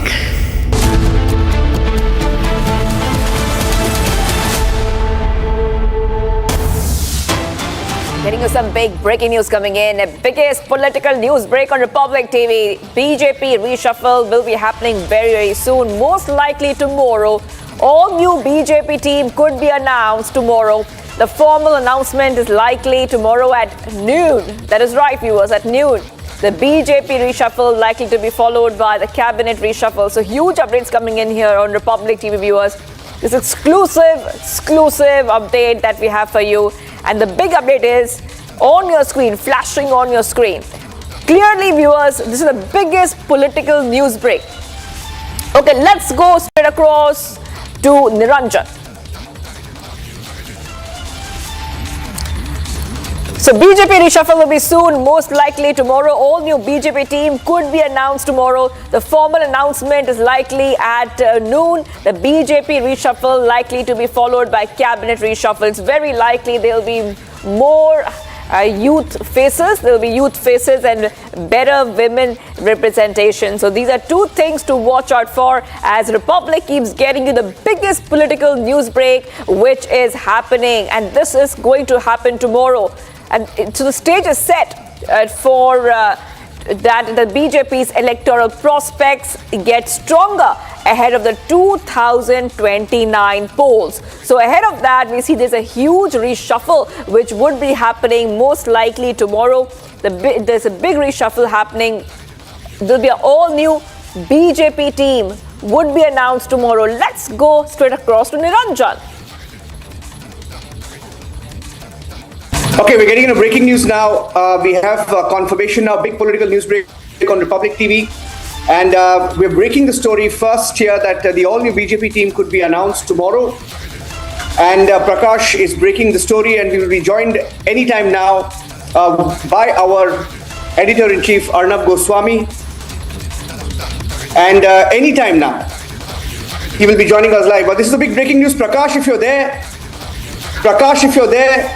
can you confirm this for us? We are hearing that the announcement could be made tomorrow. Prakash. Yes. Prakash, can you hear me?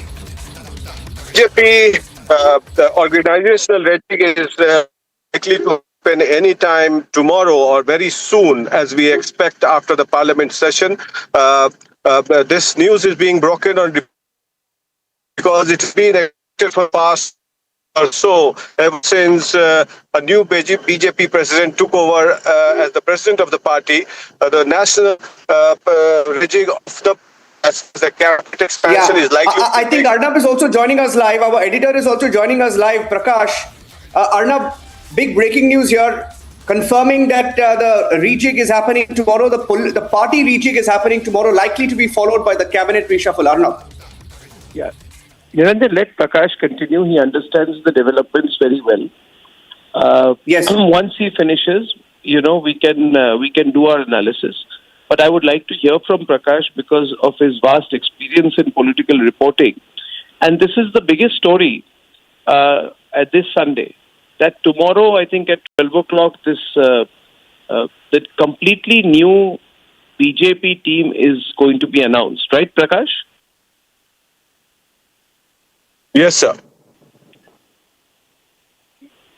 The BJP is likely to announce its team tomorrow, and it's been expected for quite some time because the national president was elected in February this year. And after that, it was expected as some of the senior leaders from the government as well as the party and infusion of youth would also take place because Nitin Naveen himself is a 45-year-old president. And most likely, there would be women representation in the party in large numbers with, I believe, certain women leaders also getting an important organizational role within the party. Is Smriti Irani most likely to come back again very strongly into the top ranks of the BJP rejig as far as party organization is concerned? Some of the top ministers are also likely to be included in the party roll because of the likely the elections that are going to be held in 5 states, including Uttar Pradesh, which is very crucial. And keeping in mind the stalemate that happened in the parliament recently, the top sources in the party say that the cabinet rejig is also likely to follow very soon with the infusion of youth in the cabinet as well as within the party rank and file. And with the infusion of youth and women in both the party as well as the cabinet. Yeah, so I think what we are expecting is, I think the big question is now whether this leads up to a cabinet reshuffle. The cabinet reshuffle has also been in the works. It was supposed to be before Parliament. And there was some internal criticism of the fact that had it happened and Mr. Pradhan been reshuffled before Parliament session, the CJP would have had the wind out of their sails. Arnab, so it appears like he's got more details of who could be included, saying that it could be a rejig where many youth leaders, younger leaders, could be finding their way into the party and be given leadership roles. This is the breaking news coming in. I'd like to get your views on that, Arnab. No, I think this is the 2029 team that the BJP will have. So I think naturally I would expect that if it's preparation for the critical 2029 elections, 2027 UP elections, Uttarakhand elections, upcoming Punjab elections, then the youthful flavor is likely to be expected. That's also what I have been hearing, while the more senior faces could be moved into government roles.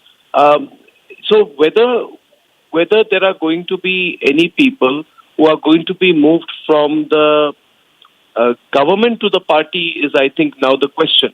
Prakash, do you have any thoughts on that? Well, yes, Arnab, from the government to the party, there will be definitely smooth transition because the party wants to use certain leaders at the party level also, keeping in mind their experience of handling governance and administration at the central level, and their role would be taken forward within the party with the infusion of certain youth. Hello? Hello? Hello? Surya, who gave a fantastic speech in Parliament on the education bill. As far as youth is concerned, these are the likely names. I'm not saying that these people are going to join, but these are one of the few likely names. And the infusion of youth as well as women representation would be certainly on the fore as far as BJP is concerned, because it's midway through the elections as far as the 29 elections is concerned, 3 years away, and the BJP will have to certainly prepare itself, gear up itself for 29 elections as well as the impending 27 UP elections, which is very crucial, keeping in mind the fact that they have to win UP at any cost, as well as Punjab is also a very critical state. So certain representation will be given from both UP as well as Punjab, both at the party level as well as the cabinet rejig that will follow suit after the party organizational overhaul. Yeah, so Prakash, I think the Republic Bharat team is also waiting to take you live. Abhishek and Niranjan can take this forward with me. Big breaking story here, ladies and gentlemen, when it's big breaking political news.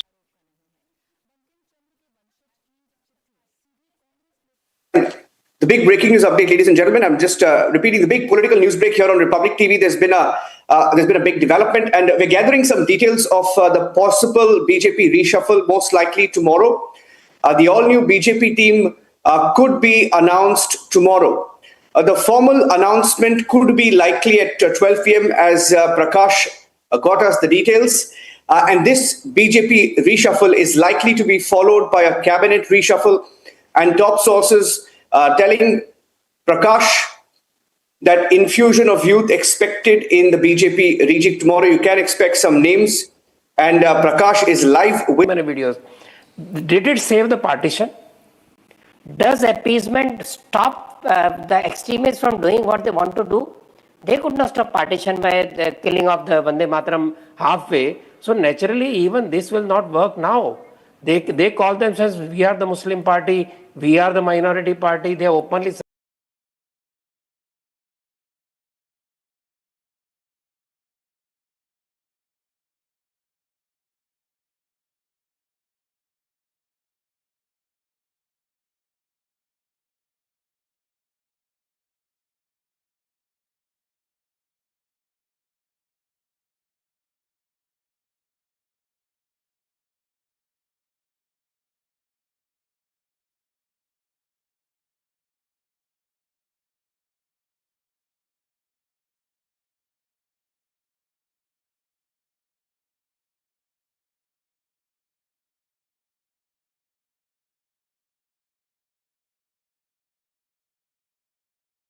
Manufacturing, especially when we looked at areas like Bhiwandi and all that, there's a greater amount of push on the data center, on the your warehouses.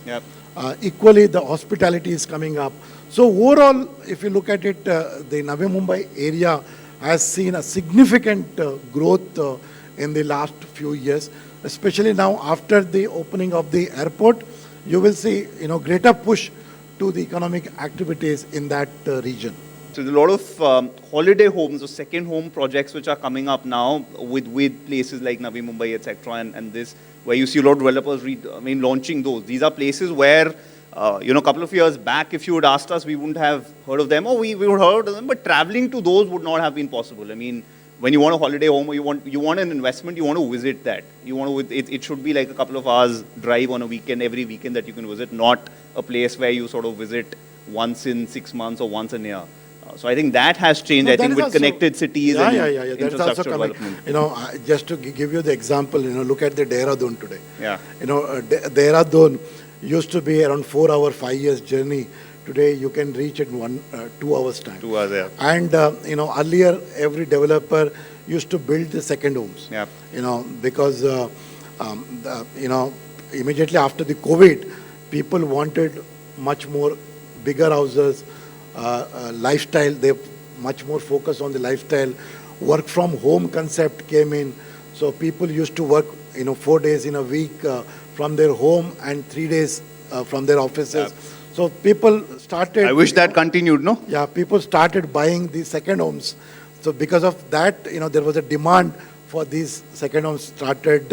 So demand for, I think, real estate continued to go, and you will see a lot of innovation, a lot of technical improvement coming in, not only on the land side or on the raw material side, even on the design and also on the construction. A lot of improvement what we have seen over a period of time, innovation taking place on the construction side, how we can make the construction affordable, how we can innovate so that it can be finished with a lesser cost and a faster time. So these are some of the improvement which we have seen over a period of time, and this will continue to improve. That's the reason I see a huge opportunity is available for younger generation to come into this field.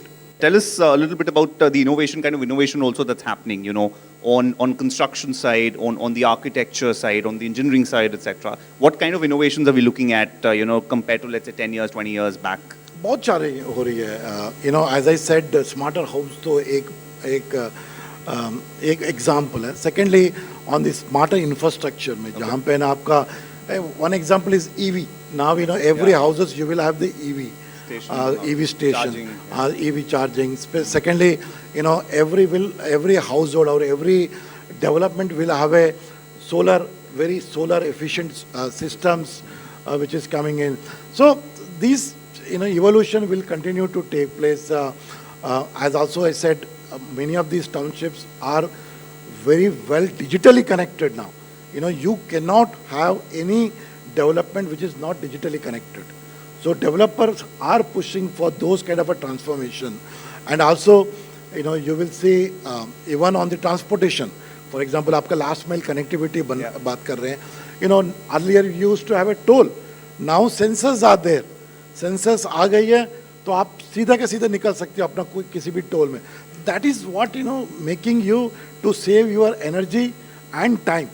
And also again you spoke about some of the new construction उस पे बहुत ज़्यादा हो रही है कि नया materials आ रही है जो कि इतने strong है. We used to build our houses on bricks. Today there is a my one construction, कहीं पे और जगह बनती है, लेकर आते हो, फिट करते हो, and which is much stronger. So these kind of construction materials are also coming into the sector. This is what you will see the revolution, and this will continue to do. People are keep on investing, keep on innovating on the real estate side. All right, sir. Thank you so much. I think that was a insightful discussion. I think some learning points for our audience here as well, given that you guys will be, I think, in the job market in a couple of years.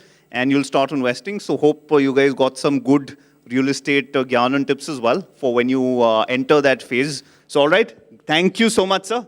Great having you, and looking forward to hosting so many more sessions and chats with you. Thank you, Mr. Santosh Kumar and Karan, for an insightful conversation. I'm sure all of us could pick some leaves out of this conversation, and especially the investment tips that you got. So when we talk about India, the new India, it's not just about identifying where are the new opportunities. It's also to identify how can we manage the risks, how can we mobilize the right kind of capital and build investment models which are and can able to sustain long-term growth. So for that, the pertinent question to ask is, what will it take to finance India's next infrastructure decade? And to answer that question, we have with us Mr. Manoj Dhanotia, founder Micrometry. Also joining him is Mr. Prateek Tibrewal, SVP Head, Corporate Finance, M3M India. And taking this conversation forward is Mr. Ashwinder R. Singh, Chairman, BCD Group. So let's welcome all three of them with a huge round of applause to take this conversation forward.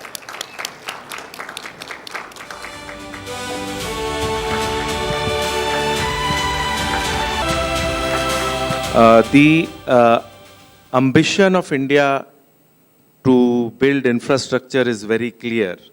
But my question to you as a finance professional, as a corporate finance professional in the real estate space is, what is going to be the bigger challenge?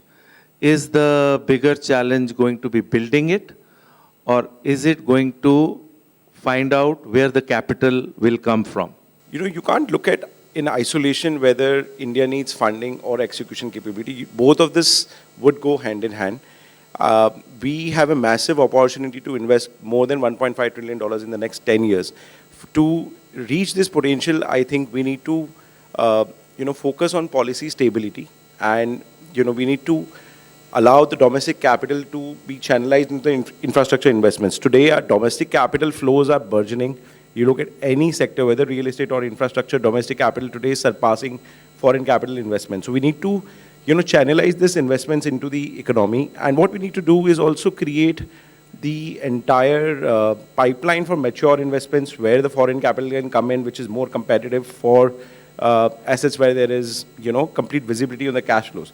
So, funding the infrastructure requirements is crucial. We need to get the scale and the competitive capital, which can be done. I think we have all the ingredients, and over the last 15 years, I think the government and the industry have worked in tandem to create this massive platform, whether you look at REITs, whether you look at InvITs, whether you look at AIF, whether you look at the GIFT City framework today.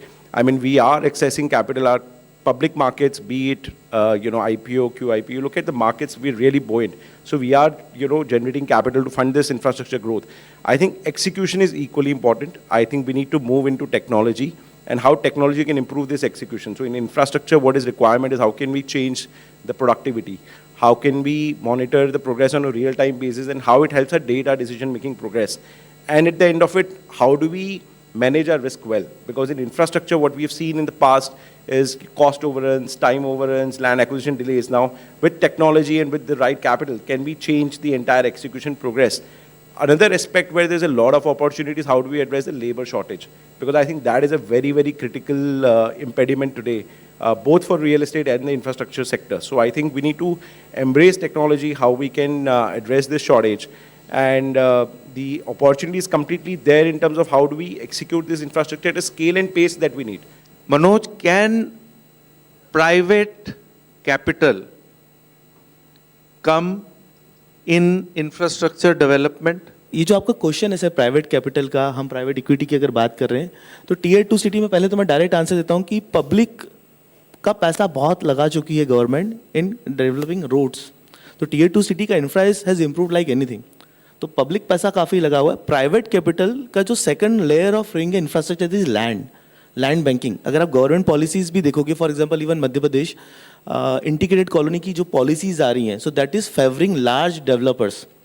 और large develop means 100 एकड़ से कम में आप colony नहीं बना सकते. तो you have to acquire that land bank across those road corridors and the infra corridors. जैसे एरो सिटी बन रही है हमारे यहाँ, सुपर कॉरिडोर बन रहा है, सड़कें बन रही, आजू बाजू जो लैंड है, catchment area, the second layer जिसे मैं बोलता हूँ लैंड की, वहाँ प्राइवेट कैपिटल का बहुत बड़ा रोल है. So one is large capital कि वो लैंड बैंकिंग में हम पैसा लगाएं. ज़मीन आज भी टीयर 2 सिटी में 60% सस्ती है, और टीयर 1 से हम जीसीसी का इन्फ्लो बोले या हाउसिंग का इन्फ्लो बोले, अभी लास्ट 3 साल में माइक्रोमिटी ने जो करा है, हमारा जो एक्सपीरियंस है which is very different from any other developer. Even NRIs from Dubai, Singapore, Malaysia, US are putting back their money into tier 2 cities. वो देखते भारत की तरफ ही हैं कि भारत में पैसा लगाना है. इवन इक्विटी मार्केट में जो फैमिली ऑफिसेज एंड HNIs जो ट्रेडिशनली प्रॉब्ली रियल एस्टेट में पैसा लगाते भी नहीं थे, apart from buying land, they are putting into conceptual projects. Like हम साइबर सिटी बना रहे हैं इंदौर में, हम इंदौर का सबसे बड़ा कन्वेंशन सेंटर बना रहे हैं. पैसा किन का आ रहा है सबसे ज़्यादा? Private capital. अब प्राइवेट कैपिटल की जो डेफिनेशन टीयर 1 सिटी में है कि बड़े VC फंड्स या नेम्ड फंड्स, हमने 3,000 करोड़ का सर AUM बनाया है पिछले 2.5 साल में लैंड बैंकिंग करके.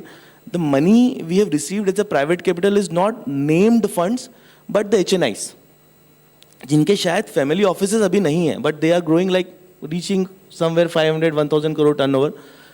दूसरा, it is not private capital, but हम ऐसे बोलते हैं जो डीप पॉकेट्स हैं हाउस होल्ड इनकम की. बहुत सारे छोटे छोटे इन्वेस्टर्स ऐसे हैं जिन बहुत बड़ा अमाउंट नहीं, बट आज हमें साइबर सिटी 500 करोड़ करना था, तो मेरे पास ऑप्शन था प्राइवेट कैपिटल के पास जाऊं या 10-10, 15-15 करोड़ लेके मैं HNI से करूं. मेरे लिए बहुत ईजी था HNI से लाना टीयर 2 और टीयर 3 सिटी से. जो टीयर 3 वाले भी काफ़ी लोग ऐसे जो पैसा टीयर 2 या टीयर 1 में लगाना चाहते हो, तो टीयर 1 में उनको एंट्री मिलता नहीं है because of name private capital या बिगर डेवलपर रीच भी नहीं होता उनका इतना. बट लैंड बैंकिंग के थ्रू वो आते हैं और फिर हम जो कॉन्सेप्ट्स उनको दिखा रहे हैं, हम जैसे इंडिया के बेस्ट आर्किटेक्ट संजय पुरी जी को लाए, तो we are able to bring in money not from named private capital, आज हमारे पास वो भी हैं, HNIs, फैमिली ऑफिसेस, और rich deep pocket people in tier 3 cities. What is it that, you know, a developer should look at, that this is the right project which will attract capital? It's primarily demand and the entire piece of, the economies, how will it stack up, which is the cash flow visibility. Today, investors are not looking for returns which will come towards the end by just land appreciation. What they want is, cash flow model, आपका execution क्या है, आपकी sales कहाँ से आ रही है, या आपका leasing revenue आ रहा है. There has to be operating cash flow stream. How do you create the value, like Manoj said, right? It just shouldn't be speculative investments. आप value addition क्या कर रहे हैं as operator? Am I building? How am I getting a brand? How am I creating value on the land? Services component today is getting increasingly important, whether it's hospitality, whether retail, whether office, whether residential. Today, it's all about experience. Co-working, managed workspaces, all about experience. That is where the service play is coming into play. So beyond the real estate today, service play aa raha hai, cash flow, predictability बहुत important है. उसके अलावा what is important is the entire connectivity piece, which is a value creator. So the way India is expanding, we are expanding horizontally and vertically. Connectivity over here is a value creator. इसमें दो चीज़ है, demand भी create हो रही है इससे, and इससे पूरा economic value creation हो रहा है for real estate and in and around. And then I think for capital, especially foreign capital, what they look for is the depth in the market. कि ये returns जो आ रही हैं, इसमें depth है, liquidity है, and what is the performance of this market over the 5 tier 2 में depth है, liquidity है कि नहीं है? So for foreign capital today, if you ask, very few cities can demonstrate that sort of a... Manoj, you should listen to him now, because the next question is going to be on that. So, because the foreign capital comes in large quantums, they look to invest $200-300 million often in a single project. So what they need is stress testing, कि भाई 10 years में अगर एक bad crisis आ गई, हमें क्या exit मिल सकता है, क्या drawdown हो सकता है हमारा, liquidity, depth. So this is a very important part. But said that, domestic capital is more better to go into such tier 2 city opportunities, because ये local players हैं, इन्हें local markets की knowledge है. So आज किसी investor को अगर tier 2 city story खेलनी है, they are better equipped to work with a local player who has got the नहीं, वो ठीक है, हमने बहुत local player इंडिया में global बनते देखे हैं. So you always start with local and then you become global. But thank you so much, Prateek. अब इन्होंने बोला कि global capital, institutional capital tier 2 में आना थोड़ा चैलेंजिंग है, जो एक हद तक एक प्रैक्टिकल सेंस में अच्छी बात है. You can't romanticise tier 2 markets, because finally it is about doing business, it is about returns. दूसरा, फिर आपने खुद बोला मनोज कि आपके जो इन्वेस्टर्स हैं वो रिटेल HNI इन्वेस्टर्स हैं. तो मैं अब आपके पास आता हूँ, आप एक न्यू मार्केट को किस नज़रिए से देखते हो कि वहाँ पर कैपिटल अट्रैक्ट हो? सर प्रतीक भाई का स्टेटमेंट ये था कि बड़े कैपिटल फंड्स सिंगल प्रोजेक्ट में पैसा लगाना चाहते हैं, राइट? बड़े, हाँ, हम मना नहीं कर रहे, हम ये बोल रहे हैं, फॉर एग्जांपल आज मैं AQI based Madhuban project example ले रहा हूँ, तो मैं ये नहीं बोल रहा हूँ कि वो 400 करोड़ का प्रोजेक्ट है।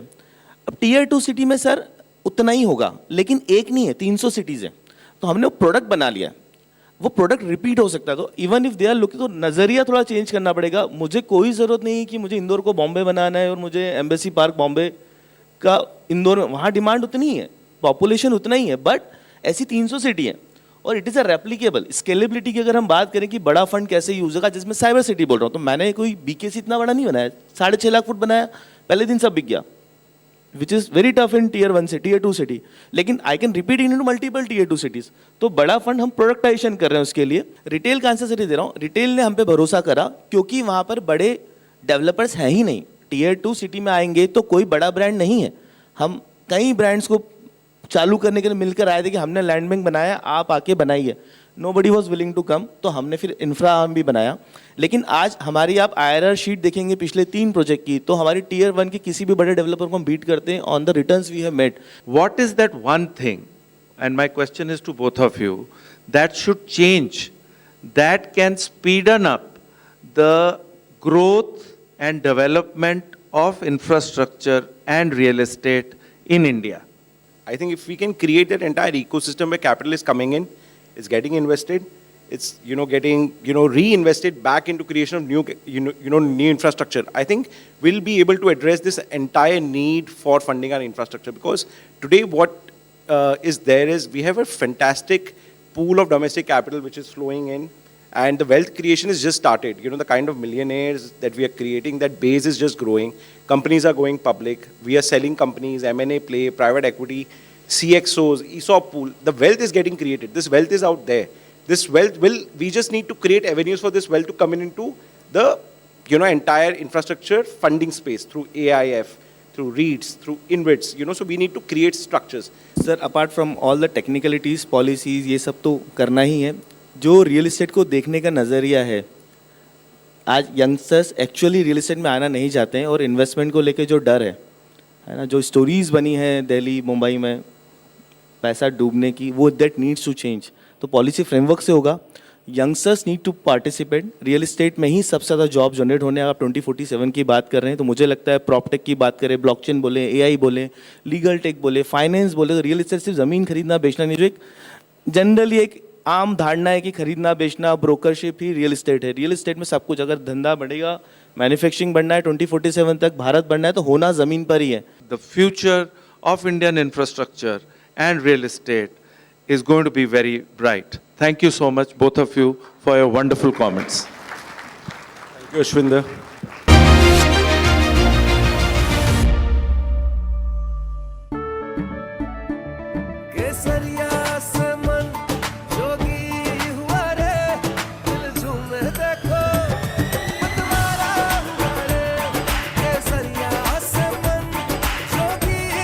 हर पल मनाओ केसरी त्योहार। विमल, बोलो जुबान केसरी। कुछ तो सस्ता लो, सब बढ़िया लो, इसमें क्या खास बात है? थोड़े में ज्यादा स्वाद, यही तो है इसकी खास बात। चमकी चाट से क्या बना है? सैंडविच, लस्सी और छाछ, हर घूंट में चमकी चाट। ड्राई फ्रूट और दही बड़े, चमकी चाट से स्वाद बढ़े। असली स्वाद सिर्फ chunky chaat. We all must learn the lesson. The era of short, intense conflicts is over. We are all should be ready for long, drawn-out wars that tax and test the national stamina. There are unconfirmed reports that Iran has made a nuclear bomb. They have dropped enough indications that they have the bomb. Their top leader, he has made a statement that we now have the bomb. They had already upgraded up to 60%. They had 450 kgs of enriched uranium, and all this while when Donald Trump was trying to bomb them to smithereens. They have continued with their nuclear program to save their bloody lives. Because there are people who are quite capable of using the nuclear bomb against Iran because they couldn't get it to get onto its knees. So there were people crazy enough to use the nuclear bomb against subhumans. The bomb was ready, but it was not used against Europe. It was not used against Hitler and the Germans. It was used against non-white people. It was used against Asians to be treated as guinea pigs when there was no need. Japan was almost close to surrender because of the firebombing of the cities of Japan, because the Russians had also intervened and they knew the game was up. They were going to surrender anyway. Nevertheless, they were bombed. Nevertheless, they were bombed to test the bomb on live Asian civilizations, live Asian people. So, Iran was not sure whether there are people who are not desperate enough, because they had promised the world in 48 hours we will finish Iran, we will destroy Iran. If we can't destroy them that way, we will destroy their economy. For 48 years, sir, what have you been doing but trying to destroy the economy of Iran? Have you been able to destroy it? No, sir. Those people are resilient, they have fought it, and I salute that courage. I salute that tenacity. I salute that will to fight. I salute their patriotism, period. I cannot say the same of the United States. You know, it was an unnecessary war of choice. There was no direct threat to the continental United States.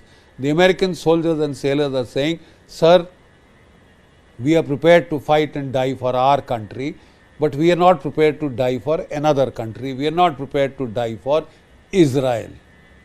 They may have funded your presidential campaign. They may have funded every congressman's campaign for the Senate or the Congress. But that doesn't mean the American people count for nothing. The non-Epstein class counts for nothing. You can get them murdered, you can send them. And if you want to fight a forever war, you might as well set in the policies of rotation, rotating troops in contact. But you have no strategy, you have no plan. You thought it would be over in 2 days. It has lasted, sir, 180 days almost. 6 mahine, 6 months over, more or less. And there is no end in sight. And now the Iranians are saying, we are so fed up of you and your backstabbing and your lies that, sir, we will wait for you to go as a president and negotiate with the next. From Asia's largest news headquarters,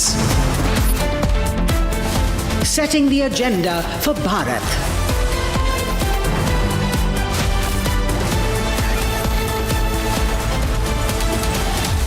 You're watching Republic.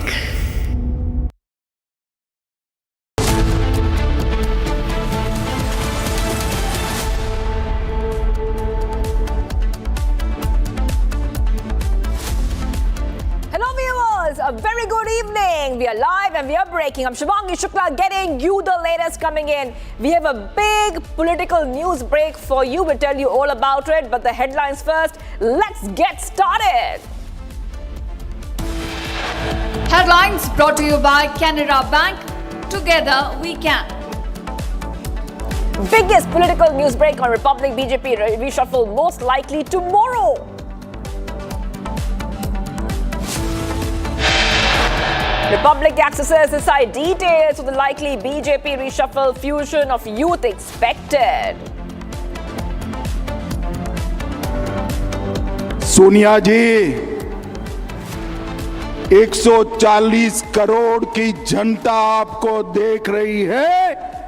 आपके द्वारा किया गया ये पाप इस देश की जनता कभी माफ नहीं करेगी, कभी माफ नहीं करेगी।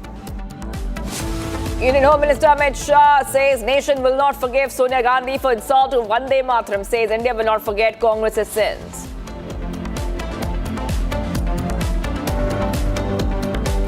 Congress defends false flag. Party member himself admits Sonia Gandhi asked to stop Vande Mataram midway. It's unfortunate. There should not be any controversy on Vande Mataram. It's our national song. The entire country has accepted it. I feel unhappy and sad that on such occasions also unnecessary controversies are being raised, and then Vande Mataram also is being questioned also. Trouble mounts for Sonia Gandhi. Karnataka BJP leader files complaint against disrespect to the national song.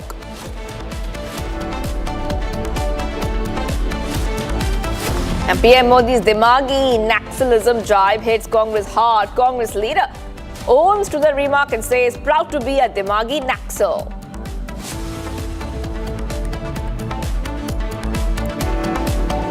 And viewers, Amit Shah, after inaugurating a statue of Atal Bihari Vajpayee in Chittorgarh, said that Sonia Gandhi made Congress workers stop national song midway and that the nation will not forgive Sonia Gandhi for this.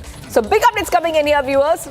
On Republic TV, Amit Shah says that what you have done is absolutely wrong. They say the Congress leadership showed utter disrespect to the national song at the party headquarters in Delhi and has demanded an apology from the opposition party. Let's listen in to what Amit Shah said.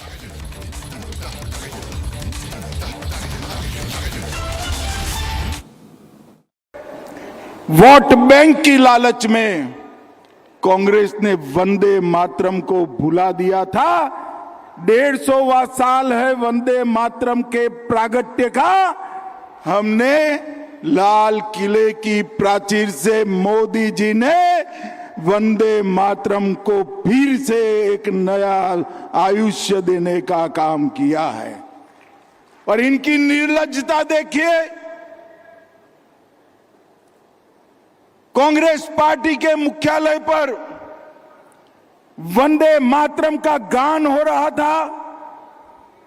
चालू गान में कांग्रेस की नेत्री सोनिया जी ने कांग्रेस अध्यक्ष को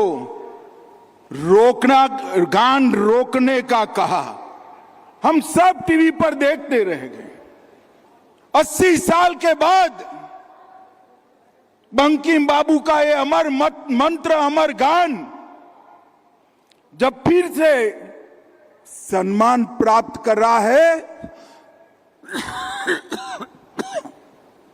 वो भी सोनिया जी को राज नहीं आता है। सोनिया जी 140 करोड़ की जनता आपको देख रही है। आपके द्वारा किया गया ये पाप इस देश की जनता कभी माफ नहीं करेगी, कभी माफ नहीं करेगी। कोई स्वप्न में भी कैसे सोच सकता है कि वंदे मातरम उसका गान अधूरा छोड़ दिया जाए? कांग्रेसियों को शर्म आनी चाहिए। और जरा भी शर्म बची है तो 2 हाथ जोड़कर बंकिम बाबू की अमर आत्मा से और देश की जनता से माफी मांगनी चाहिए। And viewers, getting you some more updates coming in. The BJP leaders are filing complaints against Sonia Gandhi over the alleged disrespect to Vande Mataram. And Mangaluru BJP leader Vikas Puttur has filed a complaint against Congress leader Sonia Gandhi. And they have alleged that there was big disrespect to Vande Mataram. So big updates coming in here, viewers. BJP launching complaint against Sonia Gandhi. BJP has launched a complaint. The move escalated after a political row over the recitation of Vande Mataram at the Congress headquarters in New Delhi on Independence Day. The controversy followed visuals from the August 15 event showing senior Congress leader speaking among themselves while the national song was being recited. We're getting many reactions coming in. Let's play them out. This is the very mindset of the top people of Congress and including Congress party. They are against the idea of Bharat, India. They are against the idea of nationalism. They are against the unity, integrity of this country. Therefore, anything which portrays the nationhood and the Indianism and Bharat, they are opposing, and that frustration has shown out now through their behavior during Vande Mataram, which was sung in Congress Party. I am surprised that Vande Mataram was sung in Congress Party. If at all this topic be raised in the parliament? Because their government in Kerala has banned it. So I thought that they will not sing in Congress Party. But having sung and showing disrespect, it's all the more case to worry. Will this be raised in the parliament as well, sir? Will this be raised in the parliament as well? Parliament is over now, but whenever it comes, all such acts will be raised. Certainly it will be raised. ये देश सब जानता है कि कितनी uncomfortable हो रही थी जब वंदे मातरम हो रहा था और वंदे मातरम को रोकने की कोशिश हुई, बहुत दुर्भाग्यपूर्ण है। देखो, कल तो कांग्रेस ने अपना असली स्वरूप दिखा दिया है देश को, दुनिया को। उनको वंदे मातरम से इतनी चिढ़ है और वंदे मातरम पूरा गाने में तो लगता है जैसे उनका शरीर गल जाएगा। कल आपने देखा होगा कि जैसे ही वंदे मातरम का संपूर्ण वर्जन गाने वाले, चूंकि जो आए हैं उनको तो पता है कि कानून भी है, कानून बन गया है। अभी कुछ दिन पहले हम लोगों ने वंदे मातरम के 150 वर्ष होने पे पूरा वंदे मातरम गाया जाएगा, टुकड़े टुकड़े नहीं होगा। लेकिन जैसे ही कोटि कोटि कंठ कल कल निनाद कराले शुरू हुआ, उसके बाद का दृश्य आप देखिए। सोनिया जी कितनी परेशान हो जाती हैं, खड़गे जी कितने परेशान, आदमी को बुलाया जाता है, बाद में इनको लगता है कि अरे तो सब वीडियो पे आ गया, तो उन लोगों ने कुछ अपने उसका सफाई देने का भी प्रयास किया।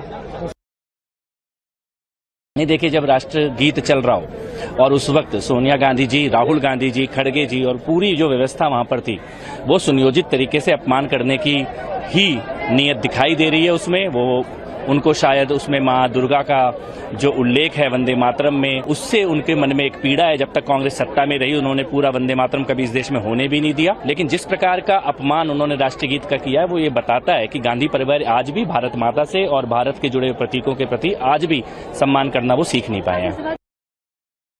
नहीं, देखिए, उन्होंने इशारा किया, एक बार किया, 2 बार किया, और खास तौर से जो मैं सोशल मीडिया पर देख रहा हूं कि राहुल गांधी का ये कहना कि ये हमारा गीत नहीं है। विदेशी संस्कृति से ओतप्रोत ये कांग्रेस हमेशा अपने राष्ट्र सम्मानों का विरोध करती रही है, और पिछले कुछ समय से हम देख रहे हैं कि जिस अराजकता से ये कांग्रेस पार्टी चल रही है, ये देश के लिए ठीक नहीं है। It's unfortunate. There should not be any controversy on Vande Mataram. It's our national song.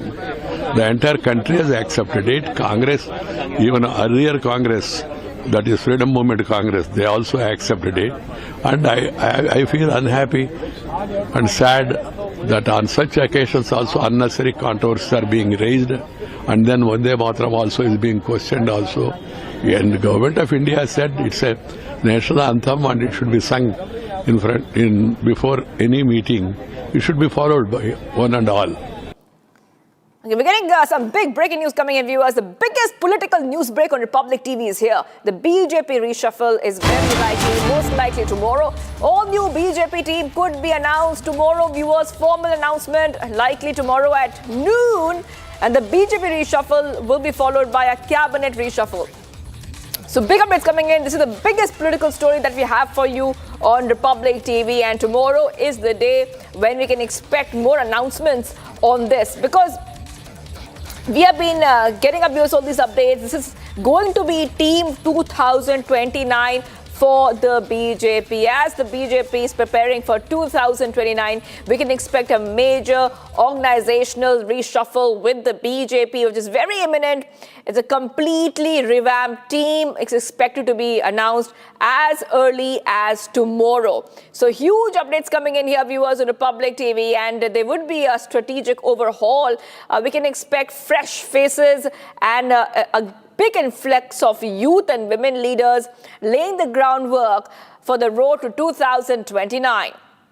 So this is a big source-based information coming in, and we will try to go across to our editor Prakash in a short while from now to really understand what this is all about. But we can also tell you that once the party's new lineup is locked in, the next step would be a union cabinet reshuffle, which would be following. So this is a huge update coming in, viewers, on Republic TV, and this is coming just after Nitin Nabin has taken over the party's helm. The new organizational changes would be, I repeat, would be ahead of the 2029 elections. Let's go straight across to Prakash, who's joining us. Prakash, this is a huge political update we have for our viewers. Tomorrow is when we can expect the big reshuffle within the BJP. Yes, Prakash. Yes. Well, yes, the BJP is all set for the overhaul at the organizational level, and it has been done in consultation with Prime Minister Narendra Modi, Amit Shah, various RSS leaders, including and as well the National President of the BJP, Nitin Nabin. It was long pending ever since Nitin Nabin took over as the president of the party in February, and after this stalemate in the parliament, before the parliament session also it was expected, but now the BJP is ready to send a message to the people all across India after the stalemate in parliament and also the protest that took place in at Jantar Mantar. The BJP wants to send a message to the youth that it is up for overall, and with infusion of youth, women, as well as experienced leaders, it would be a mix. And various political leaders who are into the cabinet would be moved out from the cabinet and would be heading into... The voice is echoing a lot. And many leaders would be a part of the new overhaul that would be and would be inducted into the party affairs, and thereafter the cabinet regime would also follow suit. Now, who gets the prominence? It is most likely that it would be a mix. I'm not taking any names, but it would be a mix of youth. There are certain leaders from various states, and caste representation, regional balance would be taken into account.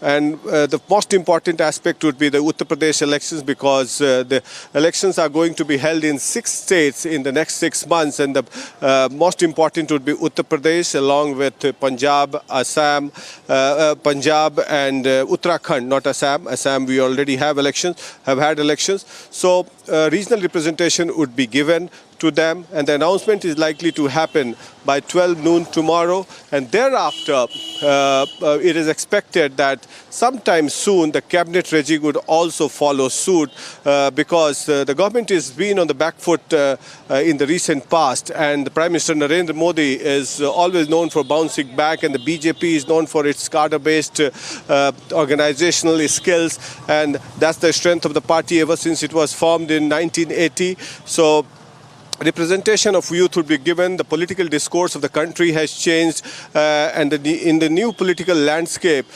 importance would also be given to technocrats at the government level, and also people with organizational skills, people with different level of skills, as well as people who have worked on the ground at the state level would also be inducted into the new organizational overhaul that is being done. So all these things would be taken into cognizance. So cabinet party overhaul as well as cabinet regime are both connected to each other, and Republic TV will keep you ahead and abreast on all these political developments tomorrow and as and when it happens. Back to you. There are also upcoming elections in state Uttar Pradesh and Punjab. So the new lineup will also sharpen the preparation the BJP has for these state elections. Prakash. I'm not getting your question. The voice is echoing a lot. Yes, we'll fix that for you, Prakash. Let's fix that. We'll fix the audio, but big update coming in. It's a strategic blueprint for the upcoming elections. Apart from the preparing for the 2029 Lok Sabha polls, of course, Prakash, if you can hear me now, BJP lineup is sharpened preparations for the crucial upcoming state assembly elections. particularly in important states like Uttar Pradesh and Punjab, Prakash? Well, the BJP cannot delay it anymore because UP is a very crucial elections and it's a vast area that needs to be covered. Right from bordering areas of Noida to the bordering areas of Bihar. Uttar Pradesh has a long territory with different kinds of diversity, starting from western UP to the Jat land to Prayagraj in the OBC area, eastern UP again OBC and Muslim dominated area. The politics changes every region. So you have to have a better preparation, and in order to have a better preparation for the elections, you need to get your organization and party cadre right. You have to fix in everything, plug in all the holes, and organization is a very key aspect as far as winning elections are concerned. And that's the strength of the BJP. And without organization, you cannot win elections. And UP is a very critical aspect when it comes to sending a message to different parts of the country. One. Second, it also have a huge national impact because the party which wins UP in a bigger way controls the national politics, and that's what happened. That's where the BJP slipped in the 2024 Lok Sabha elections, and Samajwadi Party uprooted the BJP in a way by winning maximum number of Lok Sabha seats, and the BJP wants to correct all those figures in the coming elections. And with the tall leader in Yogi Adityanath, who is controlled law and order situation as well as on the developmental plank. But on the other side, there's been a strong galvanization of the OBC politics also, what Akhilesh Yadav and the Congress party would try its best to assuage. So it will be a very interesting election. So the cadre comes in to play, the role of cadre and the organization comes into play. So we'll have a close watch on the organizational reshuffle within the BJP, keeping in mind Uttar Pradesh as well as Punjab, because in Punjab, BJP has been out of power for a long time. They had a long association with Akali Dal when Prakash Singh Badal was the chief minister of Punjab, and thereafter Aam Aadmi Party took over, and as well as in Uttarakhand, where BJP has been a ruling party for a long time. So these are very critical states, and also the BJP of late have been on the back foot, whether be it the protest at the Jantar Mantar or in the parliament. So it would send a message to the people of the country as well as the cadre, galvanize the cadre, as well as you will have the bearing of the organizational overhaul and the cabinet reshuffle as well, because more and more technocrat, younger leaders, women participation, delimitation of constituencies. Narendra Modi has tried his best, and he also wants to pass the women reservation bill, because women voters have been the core constituents of Narendra Modi for a long time.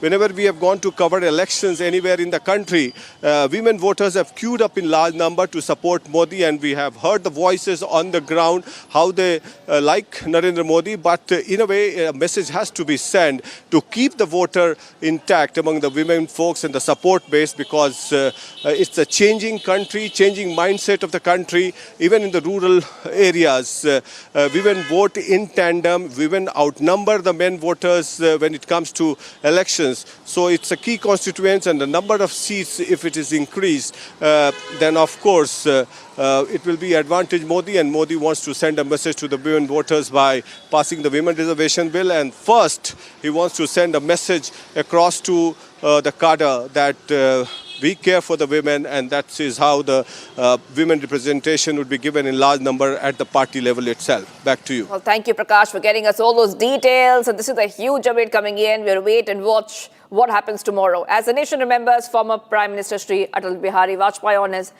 8th death anniversary, Prime Minister Modi paid floral tribute to the late PM at his memorial in Sadev Atal. Many other political figures and leaders also paid their tribute to the late Prime Minister and praised his service to the nation. Let's take a look. Bharat के प्रधानमंत्री श्री नरेंद्र मोदी जी श्रद्धेय अटल जी के प्रति Prime Minister Narendra Modi paid his tributes to former Prime Minister Atal Bihari Vajpayee on his 8th death anniversary. सभी के प्रिय आदरणीय श्री नरेंद्र मोदी जी, हमारे भारत के प्रधानमंत्री श्रद्धेय अटल जी को As the nation paid homage to the late Prime Minister, the key political leaders also paid their respect. The homage ceremony held at Vajpayee's memorial, Sadaiv Atal, saw political leaders paying tribute to his late Prime Minister and praising his contributions to the nation.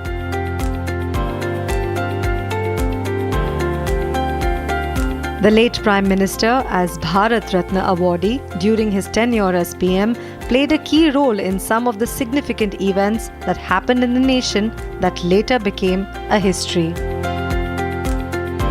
He served as the PM of India during the Pokhran nuclear test and made education a fundamental right for the children. The Union Cabinet Minister under his leadership officially approved the ISRO proposal for the lunar mission.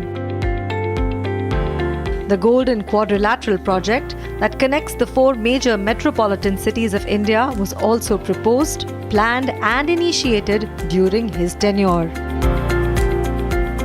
Prime Minister Modi in his tweet described Vajpayee as an extraordinary statesman, adding that his efforts had inspired generations. Home Minister Amit Shah referred Vajpayee as a patriot and a politician who dedicated his life for the service of the nation. President Draupadi Murmu and Vice President C.P. Radhakrishnan also joined the PM and paid tribute to the late Prime Minister. Other key leaders of BJP were also seen paying their tribute to the late leader. The late PM had served the nation for 3 times and was conferred as the Bharat Ratna in 2015. Take a short break, viewers. Republic has accessed inside details of the likely BJP reshuffle, infusion of youth expected. Stay tuned.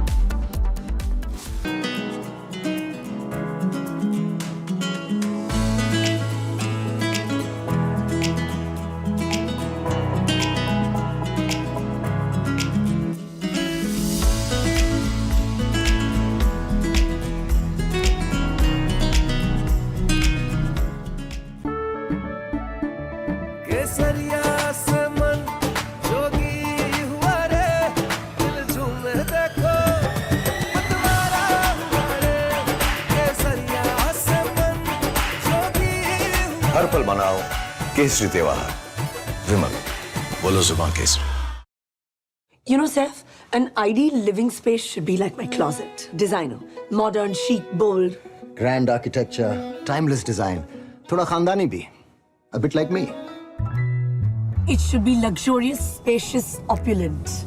Lots of party spaces, clubs, expansive views. But smart. New age technology se bana. Open the sunroof, please. कुछ ऐसे होना चाहिए जिसके बारे में दुनिया बात करे. But thoda private और exclusive भी. I mean, we need security. जो हम दोनों को चाहिए. वैसे लिविंग स्पेसेस शायद कहीं दुनिया में ना. Well, actually एक है जो बना सकता है. कैसे लगा? Love at first sight.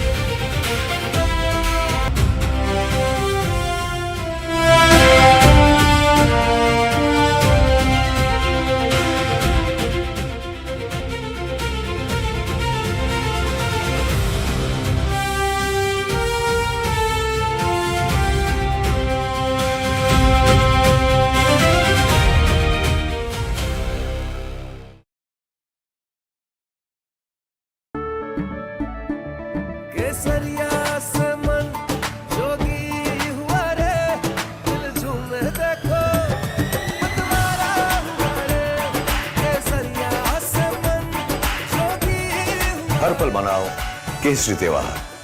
विमल, बोलो जुबान केसरी। चमकी चाट से क्या बना है? आलू चाट या फ्रूट चाट, स्वाद बनाए चमकी चाट। क्या बात है? स्वादिष्ट पकोड़े और फरसान, अरे चमकी चाट है इसकी जान। असली स्वाद सिर्फ चमकी चाट। कुछ तो सस्ता लो, सब बढ़िया लो। इसमें क्या खास बात है? थोड़े में ज्यादा स्वाद, यही तो है इसकी खास बात। मसाला।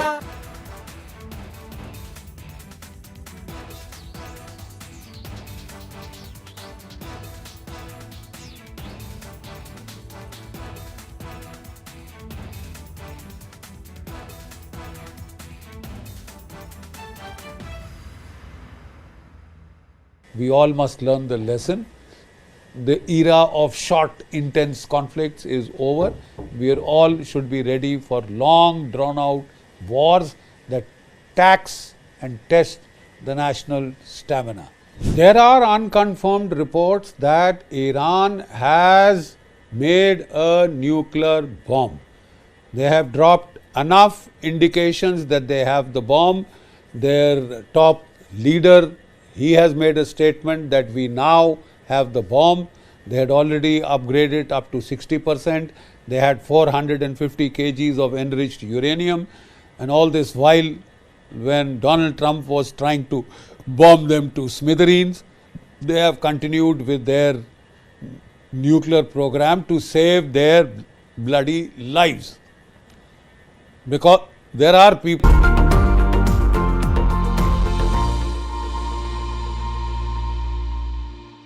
Hello and a very warm welcome to another episode of Our Estate, Building the Nation. My name is Nayan Shukla and this is your weekly window into the developments changing India's real estate and infrastructure landscape. Now this week, Rajasthan takes centre stage with 8 lakh crore worth of investment proposals, all set to drive new projects across the state. And also a 5,100 crore water infrastructure push promises to reshape urban water supply across Rajasthan. In fact, the Delhi-Mumbai Expressway is getting smarter with AI-based traffic management system being tested to track violations and improve road safety.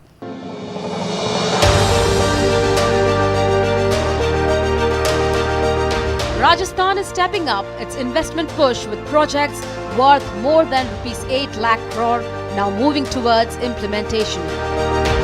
These projects are part of the investment pipeline from the Rising Rajasthan Global Investment Summit, where investment proposals worth around rupees 35 lakh crore were announced.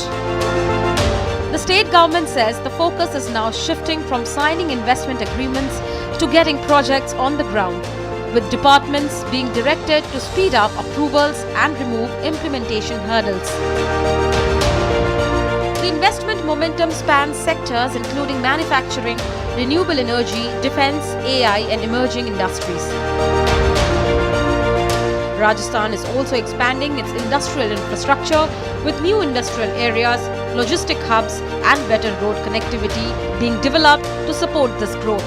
For real estate, the impact could extend well beyond industrial land.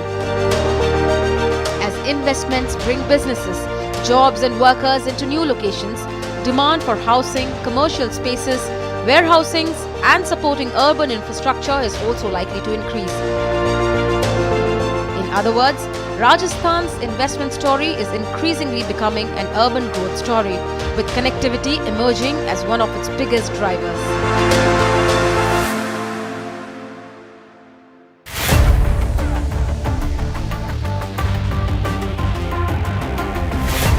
India's Delhi-Mumbai Expressway is getting smarter with AI-powered traffic monitoring and incident detection systems being deployed on the corridor. The technology uses cameras, sensors and analytics to monitor traffic movement, detect incidents and identify issues such as stopped vehicles, wrong way driving, congestion and speeding. The objective is simple: detect problems faster and improve response timing on one of India's most important road corridors. The system is now being tested on the Delhi-Mumbai Expressway with a technology designed to provide centralized monitoring and real-time traffic intelligence. But the significance of the expressway goes beyond traffic management. The corridor connects major economic centers across several states and is creating new opportunities for logistic, warehousing and industrial development along its route.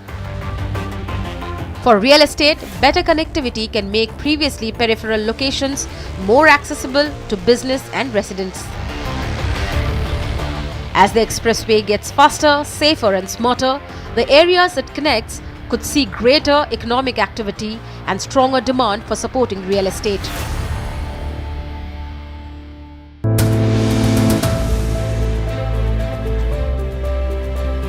Rajasthan is also stepping up investment in one of its most critical urban challenges, water security.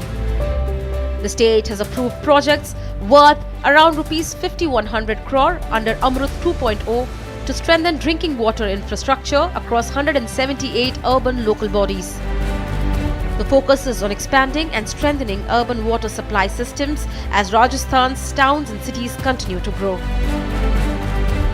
The state is also pursuing larger water security initiatives, including projects linked to the Yamuna Water Agreement, the Indira Gandhi Canal, and other regional water infrastructure. For real estate, this is a critical piece of the growth equation. New housing, commercial development, and expanding urban centers cannot function on roads and investment alone. They need reliable water, sanitation, and basic civic infrastructure.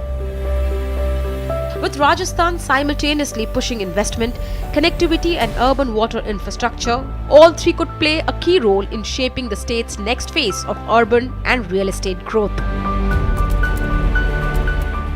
A second home is no longer just about owning a house away from the city. It is increasingly about the space, nature and a different way of living. The R Estate team travels to Nagaon to explore Aranyaka Estate and also experience what a nature-led second home living looks like on the ground. Take a look.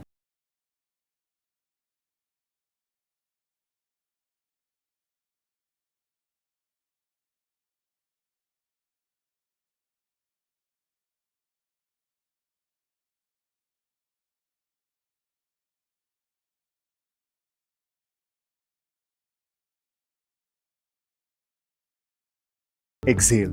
That's the feeling we're chasing on today's show. So take a breath, loosen your shoulders, and let's step out of the city together. Come on.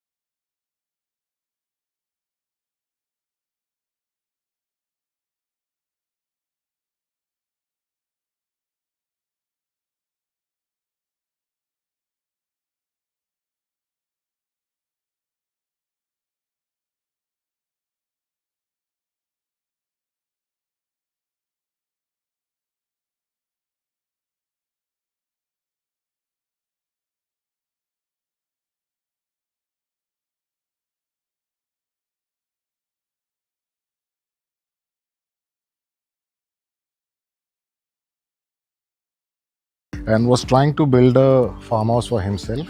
Not the typical farmhouse you find in Delhi, away from the city.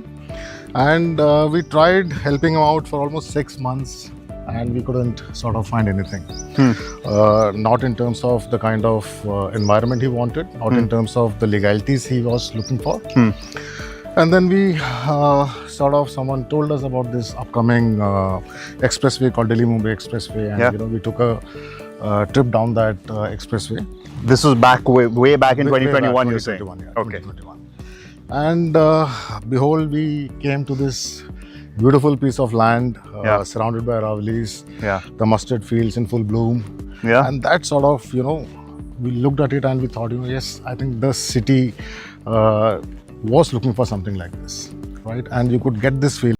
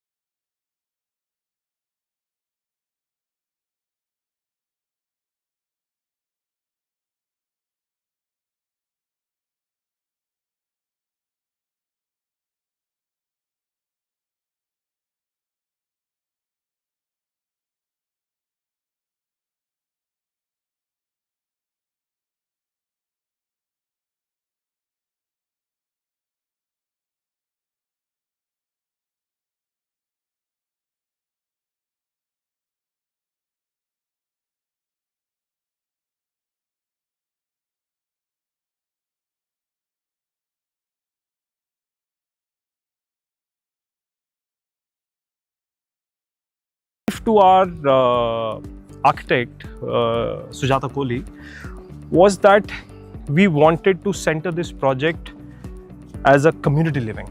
All right. Yeah.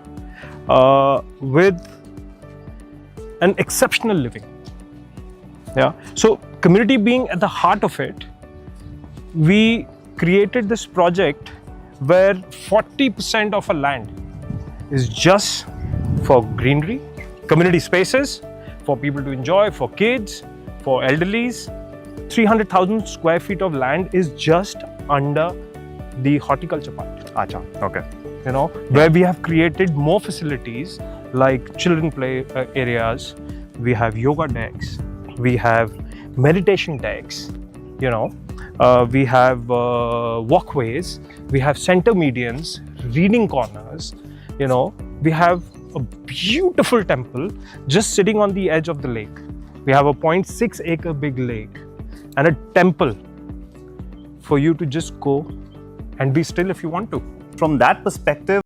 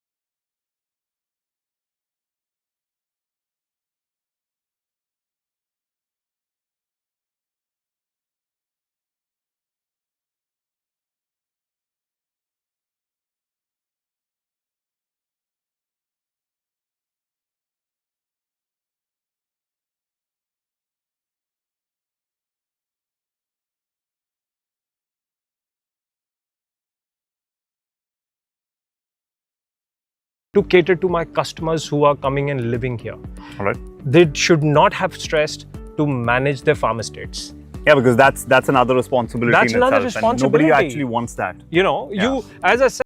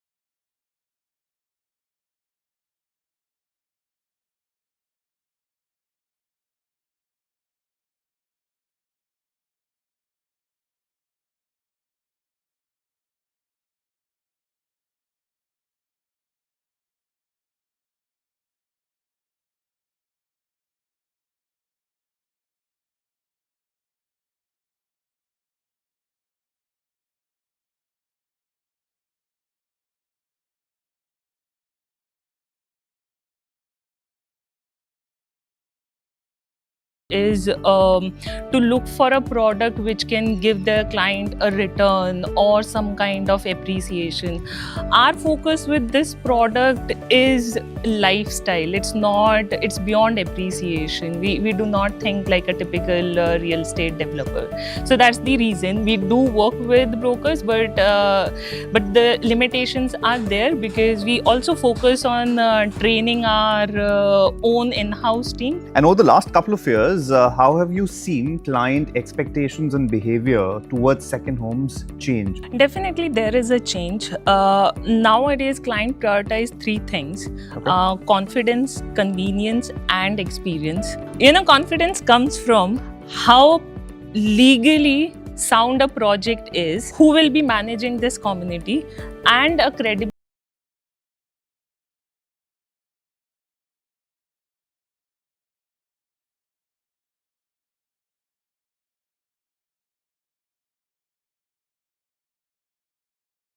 The idea is not simply to build on land, but to build with it. As infrastructure improves and lifestyles change, there's an increasing demand for organized countryside communities like this. The second homes category is becoming a hot new category in the Indian real estate market, and it's companies like Arnab Estates that are actually pioneers in defining this as a hot new category.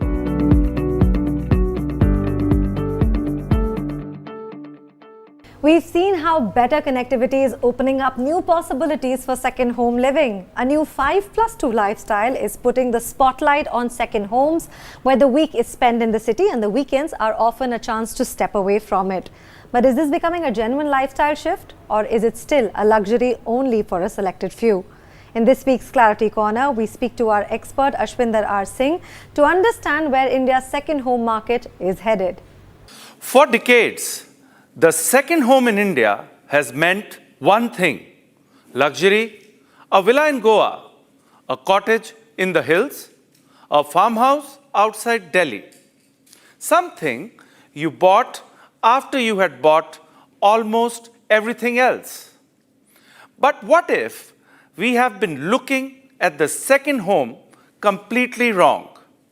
What if the next big real estate opportunity in India is not selling more expensive homes to the richest 1%? What if it is making the second home accessible to the next 10%? And accessibility does not simply mean affordability. You can build a 50 lakh home 3 hours outside a city, but if getting there takes 6 hours on a Friday evening, it isn't accessible. If the nearest good hospital is 70 kilometers away, it isn't accessible. If there is no reliable electricity, water, or internet, it isn't accessible.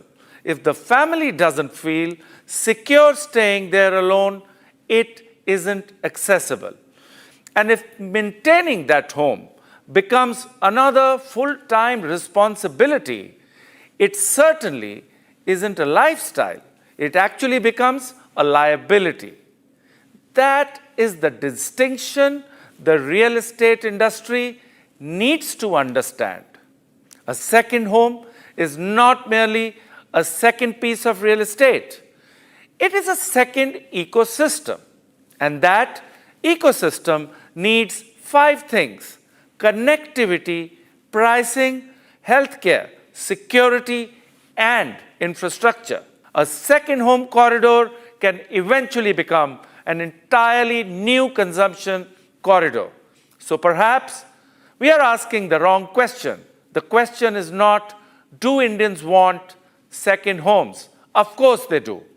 The more interesting question is, can India make the second home lifestyle practical and economically accessible beyond the top 1%?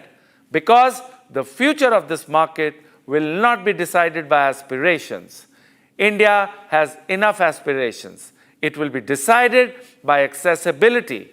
Build the roads, get the price right, bring healthcare closer, make communities secure, take away the headache of maintaining the property, and then something that was once considered a symbol of wealth can become something much more interesting.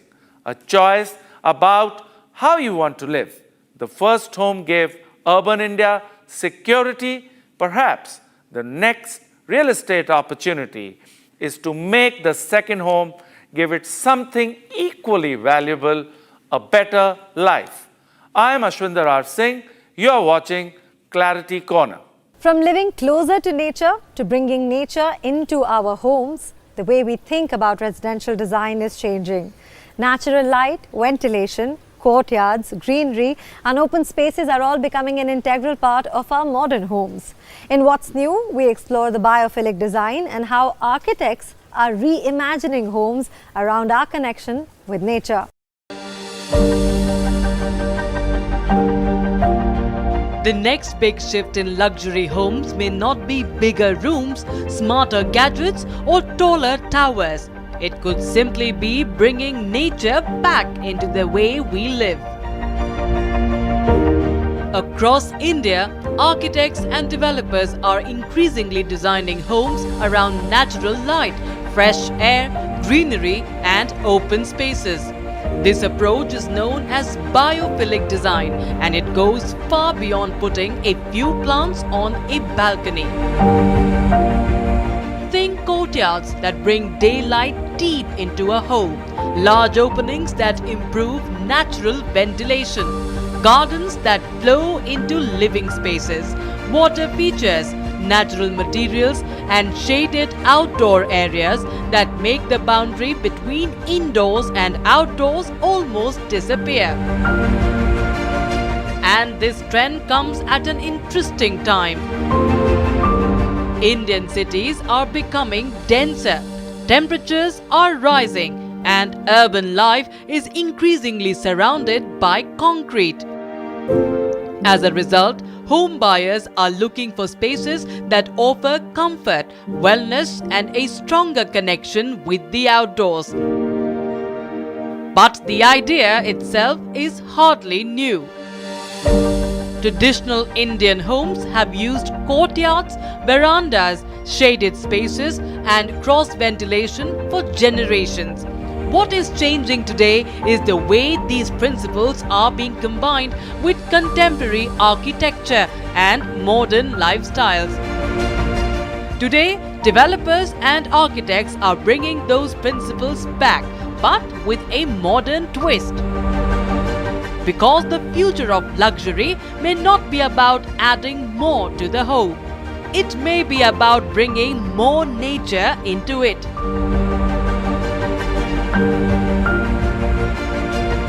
We'll be back with more path-breaking stories from India's real estate landscape. My name is Nayan Shukla. Thank you so much for watching and stay tuned to Our Estate, Building the Nation.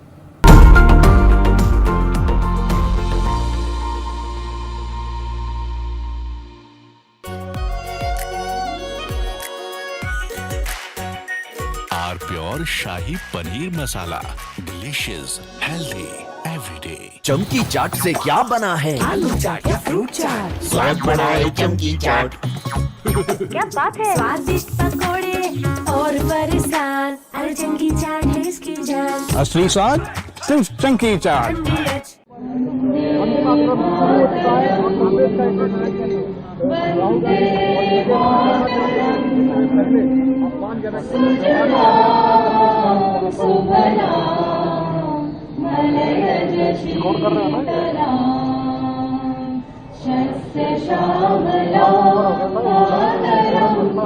Vande Mataram, शुभ्र ज्योत्स्ना पुलकितयामिनी, पुण्यकुसुमित द्रुपदल शोभिनी, सुहासिनी सुमधुर भाषिणी, सुखदां वरदां मातरं, वन्दे मातरं। कोटि कोटि कंठ कल कल निनाद करले, कोटि कोटि भुज धृत कर करवा,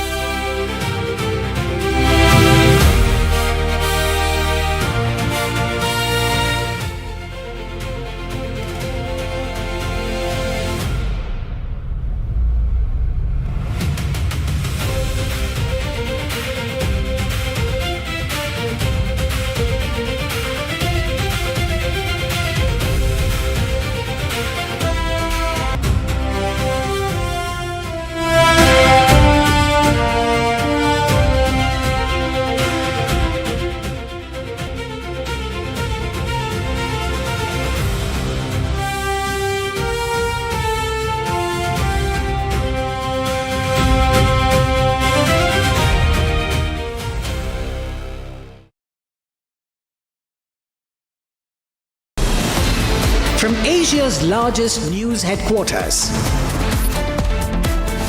setting the agenda for Bharat.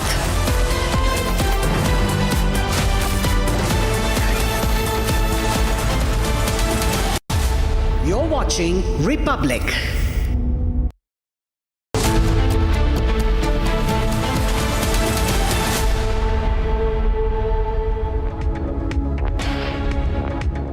Hello viewers, you're watching Republic. I'm Chongtham Amrita, and today in the biggest news break of the day, Republic has, you heard it on Republic, a big BJP reshuffle is likely and the announcement may come tomorrow. This is a big news break that you heard on Republic, and in fact the news is followed by a big cabinet reshuffle after the BJP team's reshuffle. This is a major news break that Republic is tracking at this moment. But first, let's take a look at the headlines.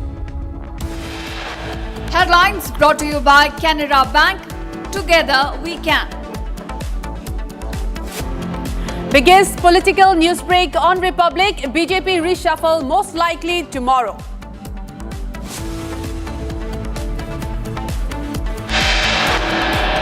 Republic accesses the inside details of the likely BJP reshuffle. Infusion of youth expected. जी 140 करोड़ की जनता आपको देख रही है। आपके द्वारा किया गया ये पाप इस देश की जनता कभी माफ नहीं करेगी, कभी माफ नहीं करेगी। Union Home Minister Amit Shah says nation won't forgive Sonia Gandhi for insult to Vande Mataram. Says India won't forget Congress's sins.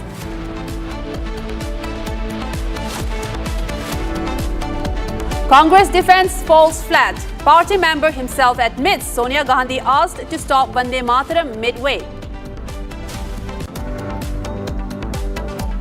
There should not be any controversy on Vande Mataram. It's our national song. The entire country has accepted it. I feel unhappy and sad that on such occasions also unnecessary controversies are being raised, and then Vande Mataram also is being questioned also. Trouble mounts for Sonia Gandhi. Karnataka BJP leader files complaint against disrespect to the national song.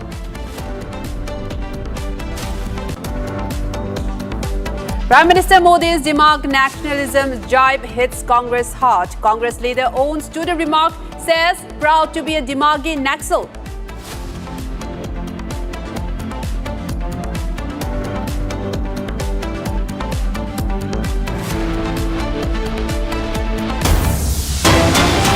A big breaking news coming in at the moment. Viewers, Shiromani Akali Dal MP Harsimrat Kaur Badal has shown the weapon that was used to attack her husband just a few days ago, and Akali Dal Chief Sukhbir Singh Badal in Nanded.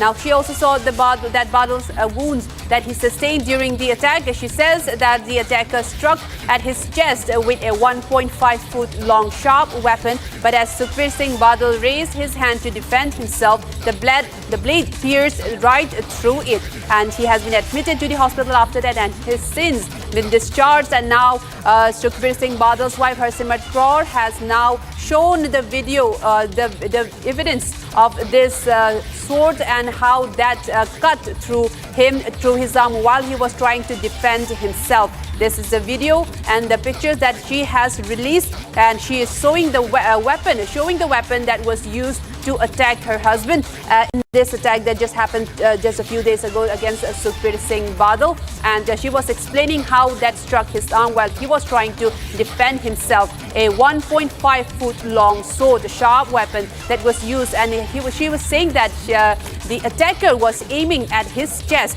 and while defending, it was his hands were struck during this in his self-defense. This is the weapon that was used to struck Sukhbir Singh Badal in Nanded, and since then he has been admitted to the hospital and has been treated and has since been discharged. And this is again the assassination attempt that was struck against Sukhbir Singh Badal just a few days ago. The attacker has been arrested so far, and now his wife, Sukhbir Singh Badal's wife Harsimrat Kaur, is showing the weapon that was used, in fact, to attack her husband on this. We have the full statement that she was speaking on this regard. Let's take a listen to that.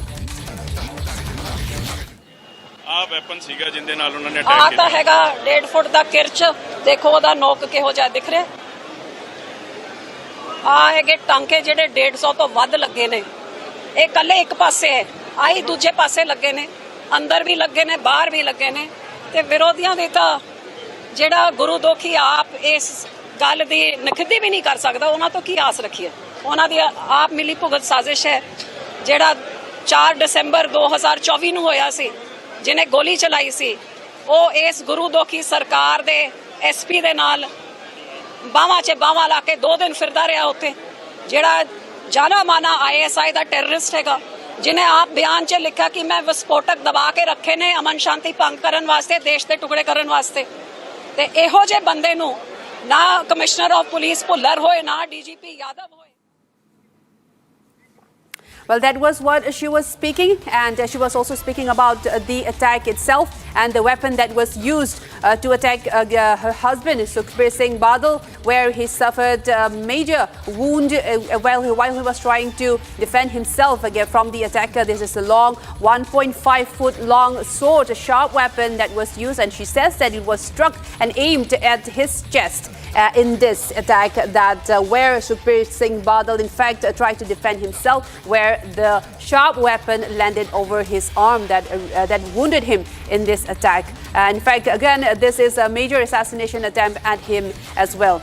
My colleague Lalit joins us to give us more information on this. Lalit, do tell us, this is Sukhbir Singh Badal's wife, Harsimrat Kaur. She is still speaking about the weapon that was used to attack him. She says that it was aimed at his chest, Sukhbir Singh Badal's chest, while in self-defense. While he was trying to defend himself, it struck his arm. We know that Sukhbir Singh Badal has since been discharged after this incident, and this is still a matter that is being investigated as well. Lalit, give us more details on that. Well, definitely, if we talk about this whole incident, which was reported on Thursday in Nanded Sahib in Maharashtra, when Nihang attacked former Deputy Chief Minister and the President of Shiromani Akali Dal at the Gurdwara.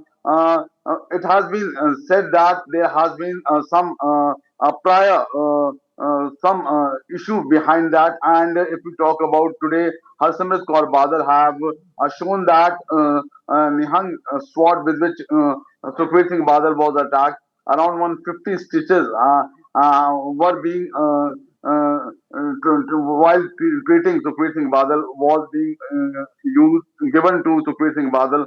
And apart from that, if we talk about this whole incident, on 4th December 2024 also, Narayan Singh Chora, the Khalistani terrorist, at that time have attacked Sukhbir Singh Badal with a gunshot that was about to hit him, and in that incident also nothing has been formed. So already Harsimrat Kaur Badal and Vikram Singh Majithia have alleged that there has been a larger conspiracy behind this attack, and whole thing should be reconnected with dots so that something who is behind this whole conspiracy could come out. But it was a life-threatening attack which took place on Thursday in Nanded Saab. So today, Harsimrat Kaur Badal, while showing the sword, shown that there has been a larger conspiracy behind that. Back to the studio. Right. Thank you so much for giving us all of those updates, Lalit. And now, viewers, we move on to a big breaking news coming in at the moment as well. Bangladesh has sought a propitious environment for Tariq Rahman's India visit, and they urge extradition of Sheikh Hasina once again. This is a major update from Bangladesh, and in fact, this is coming in as officials of Bangladesh and India have been in touch with each other for several weeks on the possibility of the bilateral visit of the Prime Minister, Honorable Prime Minister Tariq Rahman's visit to India, and on that they have also sought the extradition of Sheikh Hasina on this as well. Now, my senior executive editor Abhishek Kapoor joins us to give us more insights and details in this. Abhishek, can you give us more insights, because this is a major statement. They are still asking for the extradition of a former Prime Minister Sheikh Hasina. We know that Sheikh Hasina is returning to Bangladesh in Dhaka by December this year, and she has also given a press conference regarding that, an audio conference, in fact, just a week ago regarding this as well. And now with Tariq Rahman's visit, Bangladesh has sought the extradition of her once again. Can you give us more details about what this means? Well, exactly, Amrita. So Sheikh Hasina herself has said that she would go back to Bangladesh. She would be in Dhaka, and it's for the present government to decide, or the establishment to decide, what they have to do with her. Whether she has said that she can be arrested the moment she lands, that's not a problem. She has even said that even if it means threat to her life, she would still go. So where is the question of extradition? This is essentially the Rahman government making an issue when none exists. Remember, the Bangladesh Prime Minister has been invited by Prime Minister Modi personally to participate in the BRICS summit in his capacity as head of the BIMSTEC grouping, of which both Bangladesh and India are part. And yet Bangladesh is sort of dilly-dallying. They are yet to confirm. The visit was earlier planned for first half of August, then it got delayed. Now it is expected that this might happen now, either on 21st or 22nd of August. That's what Delhi had proposed. Or if not, then of course the BRICS summit is there in the first week of September, and then at that time Tariq Rahman can come. Now, if you look at the provocative stance that's been taken by the Tariq government in Dhaka, typically, as it happens in India's neighborhood, as not a fixed protocol, but just a convention, that their first visit outside their country happens to be New Delhi. We have seen it happening in Nepal, in Bangladesh, in Sri Lanka, in Maldives, everywhere. But there seems to be a break this time, with Tariq Rahman choosing to go to or traveling to Malaysia and China before his visit to New Delhi is due. And there too, now you are seeing these conditions being put on Sheikh Hasina's extradition. On the Ministry of Foreign Affairs statement that's come out essentially says that the press conference, which you mentioned, Amrita, is being seen as provocative by Dhaka. Now, people sometimes don't understand the dynamics of democracy and freedom of expression that India practices. So, Sheikh Hasina was invited by a group of foreign correspondents as part of the Foreign Correspondents Club Meet the Press program, and she did not present herself in person. She was joining them via video link, like she has done. She has addressed Bangladeshis. Remember, she has participated in the Bangladeshi campaign, despite her party not being allowed, in terms of making an outreach to the electorate there and speaking to the citizens of Bangladesh as the deposed Prime Minister. So you cannot stop her from expressing herself, but that's something that everyone needs to understand. So this is essentially making an issue when none exists. Sheikh Hasina herself is slated to travel back to Dhaka, and that perhaps would be being worked out through back channels. Remember, India's external intelligence agency, Research and Analysis Wing, RAW as it is called, its chief Parag Jain was in Dhaka last week. So obviously those those conversations would have happened. Some plain speaking would have happened, perhaps from both sides. But that's beside the point. The Ministry of Foreign Affairs throwing this a spanner in the works, I think that really puts a shadow on whether the Tariq Rahman visit that was earlier expected to take place this coming week on 21st and 22nd of August, would it take place or not? Yes, in fact, thank you so much for all of those updates, Abhishek, because this needs to be seen, and also looking into the bilateral ties of both the countries as well. And, well, how India responds is what remains to be seen as well on that. Thank you so much for those updates. And now, viewers, we move on to another breaking news that's coming in at the moment. Taliban Defense Minister has warned of a calculated response to the Pakistani aggression. We know that for the past few days, in fact, there's been more escalation and attacks across the border of Pakistan and Afghanistan. And now we are getting this update and response from Afghanistan, from the Taliban government, saying that there would be a calculated response against Pakistan. They are in fact warning of a major response against these violence that has been happening for the past few days across the border of Pakistan and Afghanistan and Taliban. The defense minister of Taliban has also warned of a major response against Pakistan in this regard. And this is a major statement. In fact, there has been a major escalation that has been going on as well across the border of Pakistan and Afghanistan in this. And the Pakistan defense minister has now issued a big warning against Pakistan, saying that there would be a calculated response to these Pakistani aggressions across the border. I have my colleague Gursimran joins us on this broadcast to give us more details. Gursimran, can you break down more into what this could mean? Because we have been getting reports of a more aggressive violence that has been going on across the border of Pakistan and Afghanistan. And this is a very big response coming in from the Taliban government. Yes, Taliban government has made it amply clear that their response will be calculated and mere response to the Pakistani aggression that takes place along the Durand line or in the hinterland. This comes at a time when we are witnessing that the Pakistan is trying to carry out the airstrikes inside the territory of Afghan Taliban. And there have been several responses that have come and has come as a big blow to the Pakistan. Now a statement that has come from the defense minister of Afghanistan, Mullah Muhammad Yaqub Mujahid, in which he has made it amply clear that the government of Afghanistan, Taliban government at present, they hold the response that they have to any retaliation or to any aggression that is being done by Pakistan. Because if we see that roughly 2,500 kilometer long Durand line is critical, and especially what we have seen in last couple of years, that there have been a major escalation from the Pakistani side. Even the civilians populations in the Paktika, Paktia and Kandahar province have been targeted. Also the targeting of the hospital of the drug addicts in the Kandahar, that was one of the major point of escalation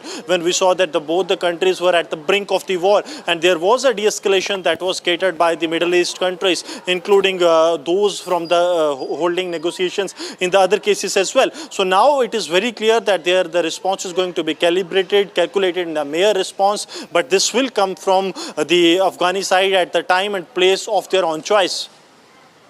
That's right. And this is a major warning that's been coming in from the Afghanistan government. Thank you so much, Gursimran, for giving us all of those details at this moment. And now viewers, biggest political news break on Republic TV. This is about the BJP reshuffle that's most likely to be announced tomorrow. An all-new BJP team could be announced tomorrow at around 12 p.m. A formal announcement is likely tomorrow at 12 p.m. A major BJP reshuffle is likely to be followed by a cabinet reshuffle. In fact, this is a major Republic news break that you've heard it first, and a major announcement to be expected tomorrow as well. In fact, Republic has filed a ground report, a detailed ground report on this from the ground, from Prakashar, who has been breaking this story today. And Prakashar, give us more update on this. A ground report has been filed as well. Let's go to that right now.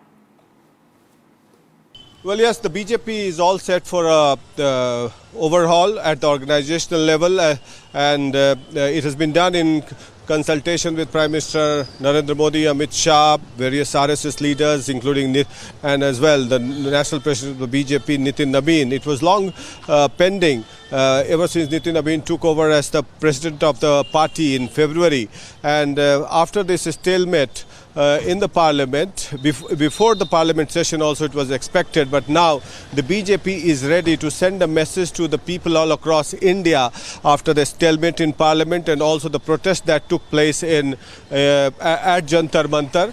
The BJP wants to send a message to the youth that it is up for overall, and with the infusion of youth, women, as well as experienced leaders, it would be a mix, and various political leaders who are into